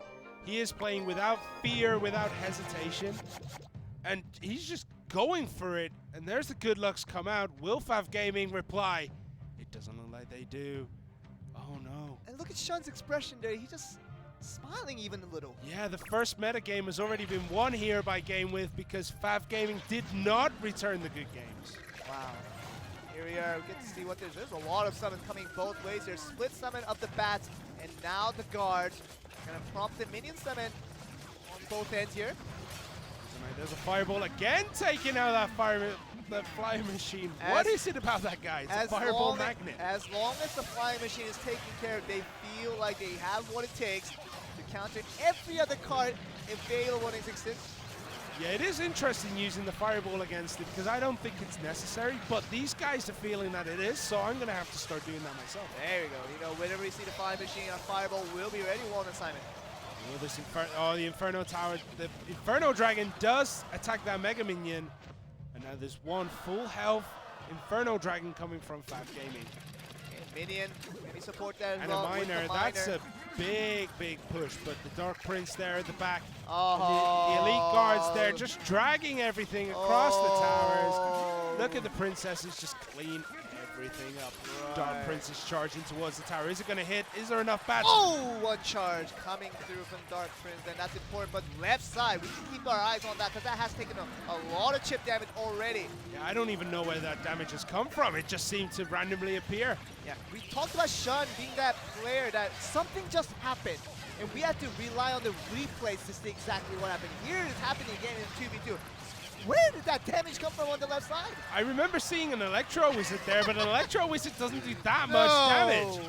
This is absolutely crazy. There's the Inferno Dragon, but there is nothing there. The Inferno Dragon, and a freeze potion slightly too late. If that had been half a second earlier, that tower would have been down for Game Win. Oh my goodness. Slightly mistimed. You can see on both their faces that they were like, 1 second earlier, that would have been okay. Okay, now rushing in with the Dark Prince. Gonna be countered by the Prince as well. Quite easy on that one, but more importantly, can that left tower survive on this next rotation? Mega Minion just gonna allow him to charge here. Just one charge with no additional damage. So much damage has been done to Fav's towers that they could probably allow that at this point. Lumberjack on the left. He's just gonna push in with no distraction. He's gonna go for the miner. Yeah, but there's nothing behind it to make use of that rage that's on his back. But here's the Inferno Dragon and Electro Wizard taking out the Golem, but a perfect rocket defending that. But then the P.E.K.K.A. comes out. Okay, there's no defense for the P.E.K.K.A. available. The Lumberjack is there trying to do damage on the P.E.K.K.A., but it's really impossible to do that. The P.E.K.K.A. is so tanky to go through. The Rage is coming through, but really not going to make much use of it. Very nice rocket. You got to be waiting for the rotation we need a now. sneeze. Anything here, any spell will do. Where's the fireball? There it is! There we go! Game with another convincing victory by these guys. These guys are the stars of Japan. Pay attention to these guys, especially that guy on the right. Shun is going to be the new star in the making. That was intense. I cannot believe that Game with just handled Fav like that. Manhandled. What is going on? Match 2, Fav looks super strong. They look stronger than Game with. And then when Game with play Fav Gaming, Game with just destroy everything. And Shun didn't even have to come out in the 1v1 to get another 2-0 victory for this team. He didn't even break a sweat. The guy's just like chilling out. He was like, smiling. Yeah. He was smiling as he was playing. I know. I'll throw out this Inferno Dragon this side. I'll throw out a Golem over there. He's just like soap bad, just throwing things out. Like you That's can go what that he side. was You doing. can go that side. Oh man. Simon, this might be the first time me watching Clash Royale, I have been kind of energized to the next level here. Yeah, I mean, that was insane. Like, sometimes I lose my voice, usually in finals and things like that, but my voice is going right now. That game was so intense. You said, coming to this game, Game with versus Fav, it seemed like this would be a representation of the Japanese Clash Royale final. Yeah. We thought so. We thought so. And it definitely was, but Game With made it look too easy. Then it doesn't look like a finals anymore because they just look heaps better than the other team. Yeah, but when we hype up a final, Oh it my always ends God. 2-0, 3-0, right? That's what finals do. But Game With made Fav Gaming there look like a 3,000 trophy. Oh, look at that. Perfect timing, and then you can see the moment. I've got Fireball. I've got the Elixir. Look, the flying machine's out. I obviously have it. Look at the HP. Look at the HP on the bottom there. 1,600, 1,500. They were not even close. Defending was so good, and like we don't even know where half the damage came from on the left. We're still gonna look at the replay. I'm gonna go home and watch the replay. That was the replay. We weren't and looking. I missed it again. No, we were so busy talking about Shun and Game With that we were just so focused on that we lost track of the replay that we're supposed to see. I think they only showed the end, so we do have to go back and watch this. I don't think they showed where that first chunk of damage came from. First thing I'm gonna do when I go home today is gonna watch the Game With replay. This team, I'm gonna keep my eyes on these, and don't be surprised if Game With and Shun, if they beat out every single team that we've seen so far. I'm making a call right now. Early in this tournament, third day in, I'm going to make this call now. Shun and his boys are going to ruin the kingdom. You see, I'm going to say that Expo Master and Kingzone Dragon X, man, Expo Master is my favorite player. We saw him last time in the Clash Royale Crown Championship Global Series Korea. He dominated everything, and he is my boy. We're going to look at the results. I think we're, we had enough energy drained out of us. Now it is time to make the close because all of a sudden the day's over. Yeah, red team never wins. It's always the blue team. I guarantee you, but if Game With falls under the red team, they would have been in every game. I don't care about that. I'm a fanboy now. You can't stop me from doing this now. This is happening. All right. What a team. Let's go through the results. Game With beating Ponos Sports, Fav Gaming beating Detonation Gaming, and then Game With beating Fav Gaming. What is going on? Like, Game With just looked so good in these games. They were on another level. They were on a different level. No, Fav Gaming were on another level. Game With were in the solar system. They were so high up. They're in the stratosphere, man. You can't be seen, but they can see you. My goodness. Next matchup, we're going to be very excited. We're going back to Southeast Asia for next Friday to come, May 4th. We're starting at 7 p.m. Korean Standard Time, the local time for us. We're going to start off with Chaos Theory versus HQ Esports Club. Personally, these teams that we're still looking out for, kind of getting an understanding of what the skill level might be. It's really hard to compare between different regions until we get the top teams for the respective regions to clash with each other. But we kind of have a solid idea of some of the Japanese teams, especially the one team that I've been talking about the entire time. Yeah, I mean, I watched the SEA. I was casting Korea. I casted Japan. The Japanese games, honestly, Game With and Fav Gaming, both teams look head and shoulders above most of the other teams I've seen. I wouldn't disagree with you. I'm a Korean commentator speaking out for the Koreans, but there's no favoritism when you know the Japanese team has been doing the work. But we're going to see more works later next week. We're going to get back to Southeast Asia next Friday. So you will join us once again as we bring back the Clash Royale Asia action. We'll be right back after that week. See you then.